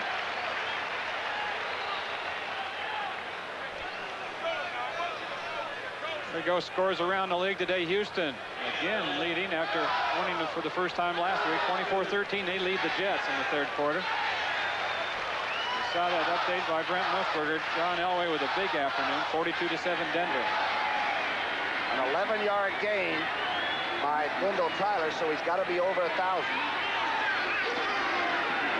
Toss back to Craig, and he's thrown for a loss to the 21. That's Washington.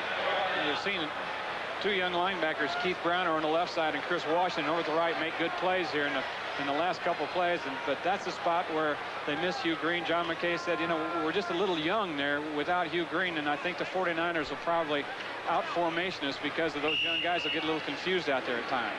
The clock is running now as San Francisco is going to try to get a touchdown and put it away and use the clock up. Wergy now will try the field goal, though, from the 29, a 39-yard attempt by Wergy. Montana's to hold it. You call it.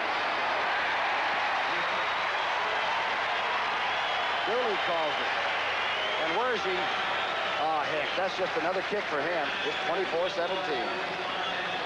Crowd reaction is becoming a standing wave. This was just going to stand for Wendell Tyler. There's his running buddy, Craig, there. Goes over 1,000, 1,002 there, and said he's going to celebrate by hiring a limo and probably just taking him and everybody on the offensive line in it tonight, wherever they want to go. Well, I hope there's room for us. The kickoff by Wergy, driven to the 5-yard line, is Morton, Michael Morton.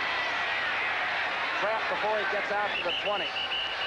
Now keep in mind, as tempers rise, that it's a 24-17 ball game. 8:25 left. A touchdown and an Ariri extra point, and we've got a tie. Natural grass. The Tampa Bay Buccaneers are 0-6 on the road. All artificial surfaces that they've lost on. You know, it's funny. This is the 6th time they played the 49ers, and all 6 times they've been at Candlestick Park. That computer they've got back there, they're supposed to, even if you're scheduling, they're throwing a circuit somewhere when it comes to Tampa Bay and San Francisco. McKay said he's played Dallas and Texas Stadium every game, and he's always played San Francisco out here. The drop back. DeBerg with a lot of time. Dumps it.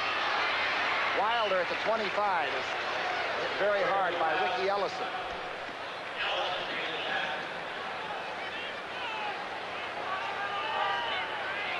The clock. Boy, Ellison's become some versatile linebacker, number 50. Well, don't get in his way. He's like he's on railroad tracks. He can only go one direction. He'll hit you. He has a hypnotic glaze, too. That linebacker look, you know, that he seems to like it. 2nd down and 5. Wilder gets cut off. Just gets back to the line of scrimmage. As Ellison filled the hole very quickly. Yeah, he did. You think that? And Fawnhorse. He's not intense. Look at those eyes right there. Moved from their inside backer positions that time, and when they pulled it, they pulled the guard. They both shot the gap and made the play inside. Is he ready? He hasn't blinked. He hasn't blinked. Scary people, linebackers of any era. You can go back to Bednarik, Smith, Butkus, Ellison. And you're naming the nice guys. That's right. 3rd down and 5. Big play in this ballgame. The rush is on DeBerg. Oh, what a catch. I believe it was Kevin House. A diving catch. It's going to be awfully close and maybe a first down. A sliding grab. Take a peek right here. Timing pattern again between House and DeBerg. DeBerg said that last week was the first time that he had time to sit down and study films with House, so their thinking would be on the same page. That's some reception. Yeah. Closely covered by Mario Clark. And first down by inches. Just over the 30-yard line. 6:57 on the clock at Candlestick Park. 7-point margin.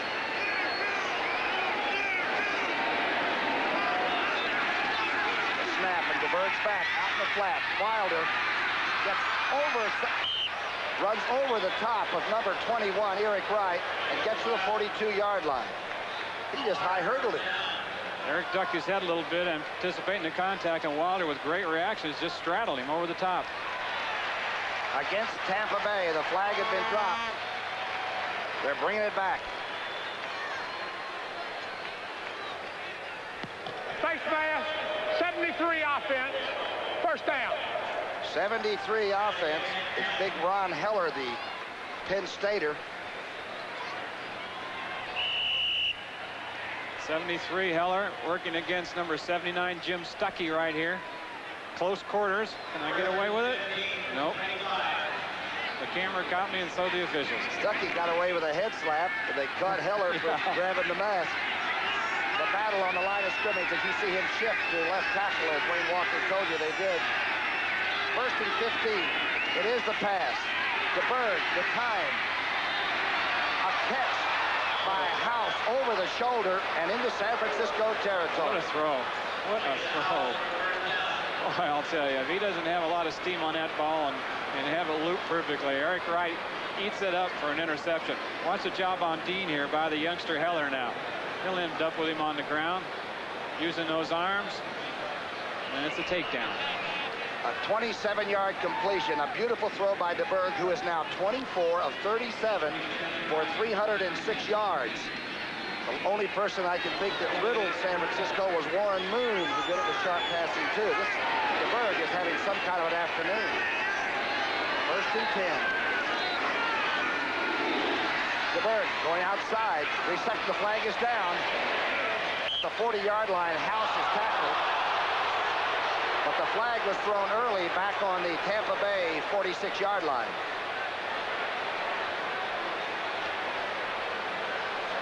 Looks like we may have a double foul out of this one. House may have been speared on the ground. Unsportsmanlike called against San Francisco on the tackle and holding on the offense. Kevin House, 89. Holding. Inside moving, and he pivots and slides to the sideline, makes the catch. Another good throw by DeBerg. Offset. First down. Just a late hit by 55 Fonhorst right here. Looks like he went in and tried to go over the top of him so he wouldn't hurt him. Heller was detected for holding Fred Dean. As we said, the young rookies had to move to left tackle to combat Mr. Pass Rush, and that time they caught him. It's first and 10, though. Tampa Bay with new life. The safety blitz is on. DeBerg handles it, throws. The catch by Theo Bell, number 83. And Giles went over there and tried to get a block for him. There's still 6 minutes and 20-some-odd seconds in this game. Anytime you blitz a linebacker, more than one, or a safety, you know you're going to have single coverage, and DeBerg goes right to the hot receiver on a slant-in pattern. Williamson looked like he showed the blitz rather early that time, so DeBerg just coolly dropped the ball. The clock is running. Tampa Bay with 3 timeouts left. 7-point deficit for the Buccaneers. DeBerg outside to Bell. Looks like a first down completion. The clock is still running. So are the Buccaneers.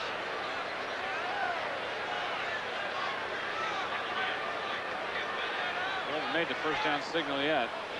They'll have to stop the clock just to move the sticks. So the Buccaneers will not have to use one of the timeouts. And cool, calm John McKay on the far sidelines has a pretty good game cooking for himself. So what are you going to do when you get all that time? Instead, oh, well, just kind of ride off into the sunset with a fat wallet and a slow backswing. He said he looked around the other day, and the only coach left coaching that was coaching when he started was Tom Landry. Everybody else is retired and gotten in the golf cart all the time. I think Shula was there. Yeah, that's true. But I think he's probably talking NFC. Yeah, he had to be, because Chuck Noll would have been around also. Carter coming in with information. DeBerg very cool under fire. Not known as a great movement quarterback. He has handled himself extremely well this afternoon against a big rush. First and 10. House and Carter are the wide receivers.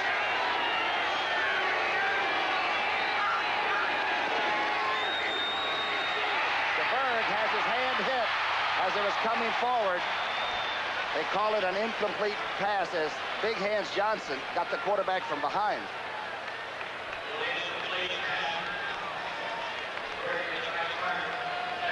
If he grabs you with one of those paws, you know, you could lose your jersey. Big Hands, Gary Big Hands Johnson. We mentioned Louis Kelcher, Gary Johnson right there, Fred Dean and Billy Shields, who are all on the 49ers, were drafted 10 years ago by the San Diego Chargers, all in the same draft. Second down and 10. Dean is in. Ward is in. It looks like they're thinking pass rush. Stover's in. House and Theo Bell, the receivers. DeBerg doesn't like the setup. Timeout is burned with 5 minutes on the clock. 24-17. Get situated. The late Norman Van Brocklin, my old quarterback friend and the great coach, is John McKay. Coached at Oregon before coming down and taking over SC in 1960. Look at the total offense. The great thing about it is, you know, it's not a 44-7 type thing or a 44-40 type game. We still had some good defense and some real good hitting. How about Eddie DeBartolo's decision to make this man his head coach in '79? He had Stanford in 2 bowls in a row. It might have been the greatest decision I've ever heard management make. Second down and 10. 2 backs in for Tampa Bay. Now they're out. DeBerg being raced, gets it to Weiler, but has it knocked away by Tina Turner. There's some speed at linebacker. Tina Turner is one of the few linebackers in the league that consistently makes that play, where he's running right along with the back and can reach around and knock the ball. Look, he's in there faking a blitz, number 1. Keeping an eye on Wilder's got him man for man right here with him and reaches around and makes a play. Number 74 was there and chased him out. That's Dean. What do you call him? What kind of a sack machine is? Oh, they call it the sign over there. They call it the lean. Fred Dean, the lean, mean, clean sack machine. He said he likes good cars, fast, expensive cars. $500,000 a year for 4 years. He can buy a fleet. You know, he said that, you know, that one of the reasons he kind of felt that the 49ers didn't want to pay him what he wanted is because they said that he didn't play every down. But he says, it's not my fault. I don't play every down. I'd like to. 230-pounder. This is the play. Third down and 10. From the 37. DeBerg. Being trapped and sacked. Oh, the flag is down. Flags are down. Fred Dean got the sack.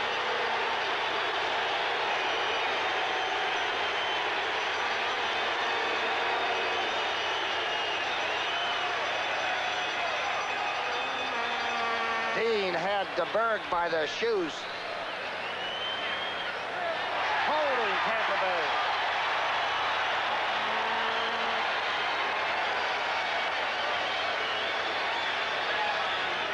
Dean again working against the rookie Ron Heller. Watch the quickness. Got the leverage. Now he go down low. And on the way down, make the sack on DeBerg. Pretty good job downfield, too, because DeBerg couldn't unload anywhere. And boy, does that man make a difference. And this is really the time of the game where the 49ers wanted him back for and needed him back for the end of any ball game when the other team's moving on you and you're protecting the lead. That's when the pass rush is the most important. It's about all this team needs is a ferocious pass rush to hit Palo Alto in January. That's what they've been trying to do. Garcia punting now. A lot of time still left. 4:40 on the clock. Being chased and it's in the end zone. San Francisco gets the ball on the 20. The first sack by San Francisco on a tough afternoon. And it was Fred Dean, who's only been in a uniform for about 2 days. It's 24-17. Fred Dean. Didn't look like he lost much of that holdout, huh? He's still got it. He is so quick. Young Heller's giving him everything he can. He just can't get him under control. First and 10 now. Obviously, the clock has got to be run out. That's Wendell Tyler getting over for maybe a couple of yards. This Thursday, that's Thanksgiving Day, in case you people don't know that, NFL football on CBS. It all starts with the NFL today at noon Eastern Time, 9 a.m. Pacific Time. Then the Green Bay Packers meet the Detroit Lions in a Thanksgiving traditional day football game. NFL football this Thursday on CBS Sports. I played in 15 of those Thanksgiving games in Detroit. Sometimes the turkey tasted good, and sometimes it didn't. I'm worried about the people on Pacific Coast time. They're trying to eat turkey at 9:30 a.m. Montana thrown back on the 13 13-yard line by Chris Washington, the linebacker. It's a blitz, and he ran right over the top of a block, too. Came into the game with 4 sacks. That was second on the team behind Selmon. And the youngster, the rookie out of Iowa State, made a big play for him. Now the big call is on 3rd down and almost 15 yards. How do you keep the football? Well, there's still 3:50 on the clock. I'll tell you, Montana figure out some way to get it downfield somewhere where it's in a safe area. He just very rarely puts it up in a risk situation. Pressure on the all-time percentage quarterback in the NFL. Throwing back, tied to receiver. It's Cooper, I believe, out over the 31. The crowd is saying, hoop, hoop. Got the first down by about a foot, I think. Just what you said would happen, that Montana would find a safe place to lay the football. Asked Coop if he put on any added poundage and being switched from fullback to tight end. He said no, weigh exactly the same, between 225 and 230. Montana 19 of 22, 246. But this defense for Tampa Bay has hounded his receivers and played well. 3 minutes on the clock. Here's Candlestick. Straight ahead run by Craig. 32-yard line, maybe. You know, Tommy, that play that Montana made, the hookup with Cooper right there, and a situation like that where they got to control the ball to preserve this win for them. That's just the kind of play that only the champions make, that only the great players make. And at this time of the year, all the teams begin to hit on the cylinders that they want to, and a good team really begins to hum now, don't they? Well, they want to. This is the time of year that they want to be playing. Remember, the Super Bowl is right down the road. Palo Alto, California. Last year it was in Tampa, where the visiting Buccaneers come from. By the way, I was reading an article that said that people that came in for the Super Bowl in Tampa Bay for Mr. Culverhouse's game dropped $87 million in the community for that long week before Super Bowl, huh? San Francisco wants it, 24-17. And Wayne Walker at Candlestick Park. 2 elderly defensive players that love the football game we've seen today. It's 24-17 and not over yet. 3rd down and 6. Montana adjusting and just missing Solomon at the 40 of Tampa Bay. Freddie played his college ball at Tampa, the college. Once again, this guy gets open deep. A quick pattern right here by Montana and got him right away. Thought he ran a post pattern. Number 33 is Cotney, and the ball was overthrown maybe just an inch or two. But Freddie will come up with that ball more times than he won't. Runninger's punt. Oh, this is a tremendous driving punt. Leon Bright driven back to the 13-yard line. Bright being hemmed in and now inhaled by a sea of red. Crowd is staying to watch. 2-minute warning now. A 54-yard punt, an 11-yard return.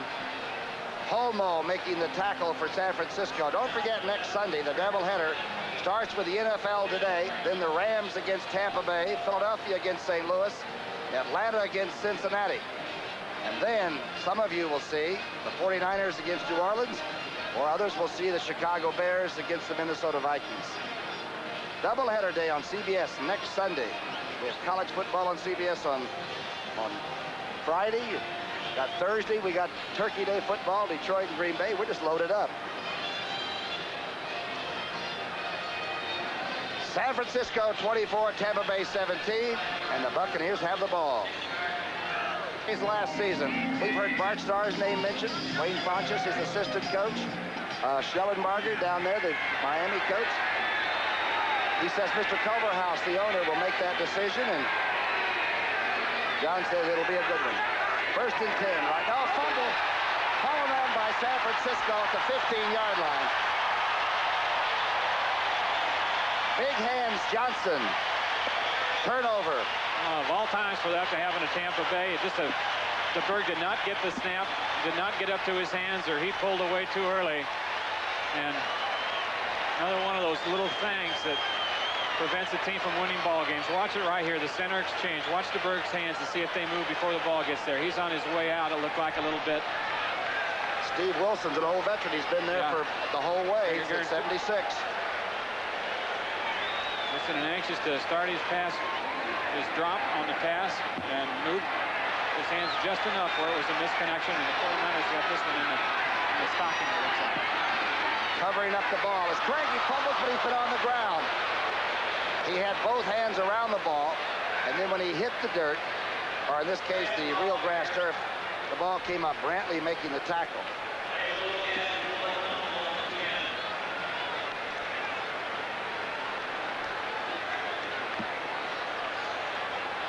San Francisco goes to New Orleans, then they go to Atlanta.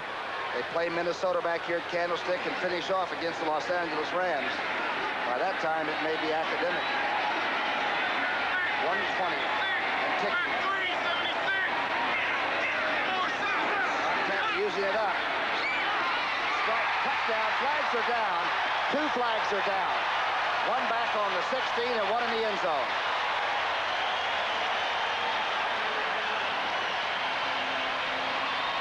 They could negate one another if it's holding. Tampa Bay clapping their hands. They may get another shot.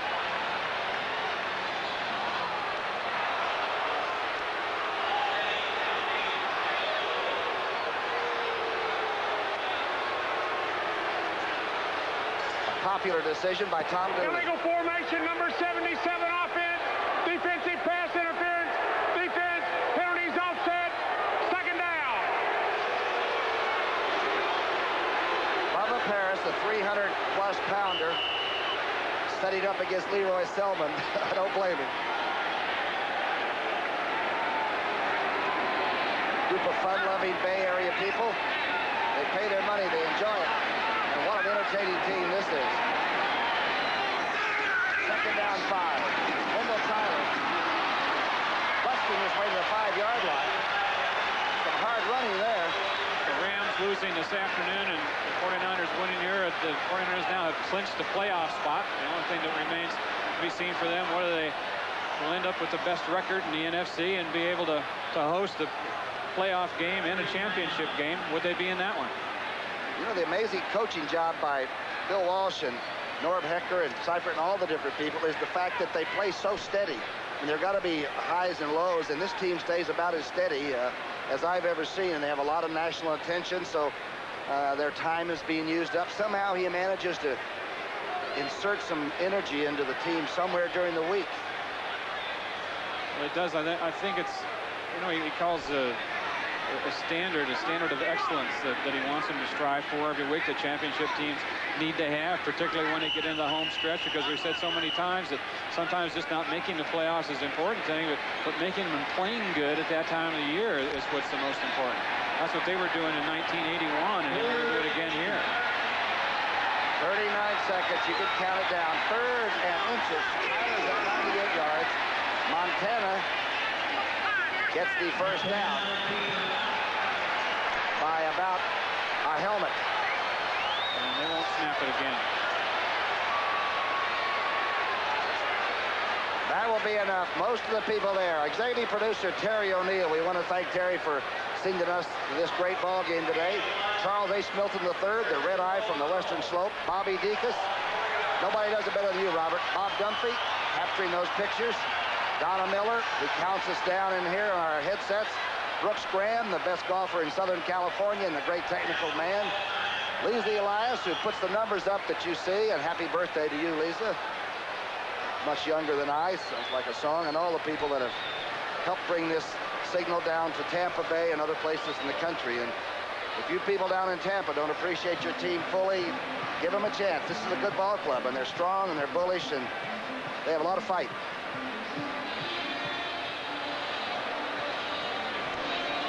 Said it won't be long for Tampa Bay. When we talked to John McKay and asked him about what they needed, he said it's right here. What we need is right here. Tampa Bay goes against the Rams, Green Bay, Atlanta, and the New York Jets. And then John McKay will oversee and run the program. He's been, at one time, I think if they had beaten Los Angeles in 1979 for the championship and gone to that Super Bowl 14, or I believe that John McKay might have gone upstairs at that time, but Mr. Culverhouse simply would not let John resign. They're good friends, and there's a lot of respect there. What a great return to number 74 Fred Dean had this afternoon after going without contact and pads on, and I can guarantee you one thing, he will be a little bit sore tomorrow morning. He's quite an athlete. 24-17. The crowd wanting one more play.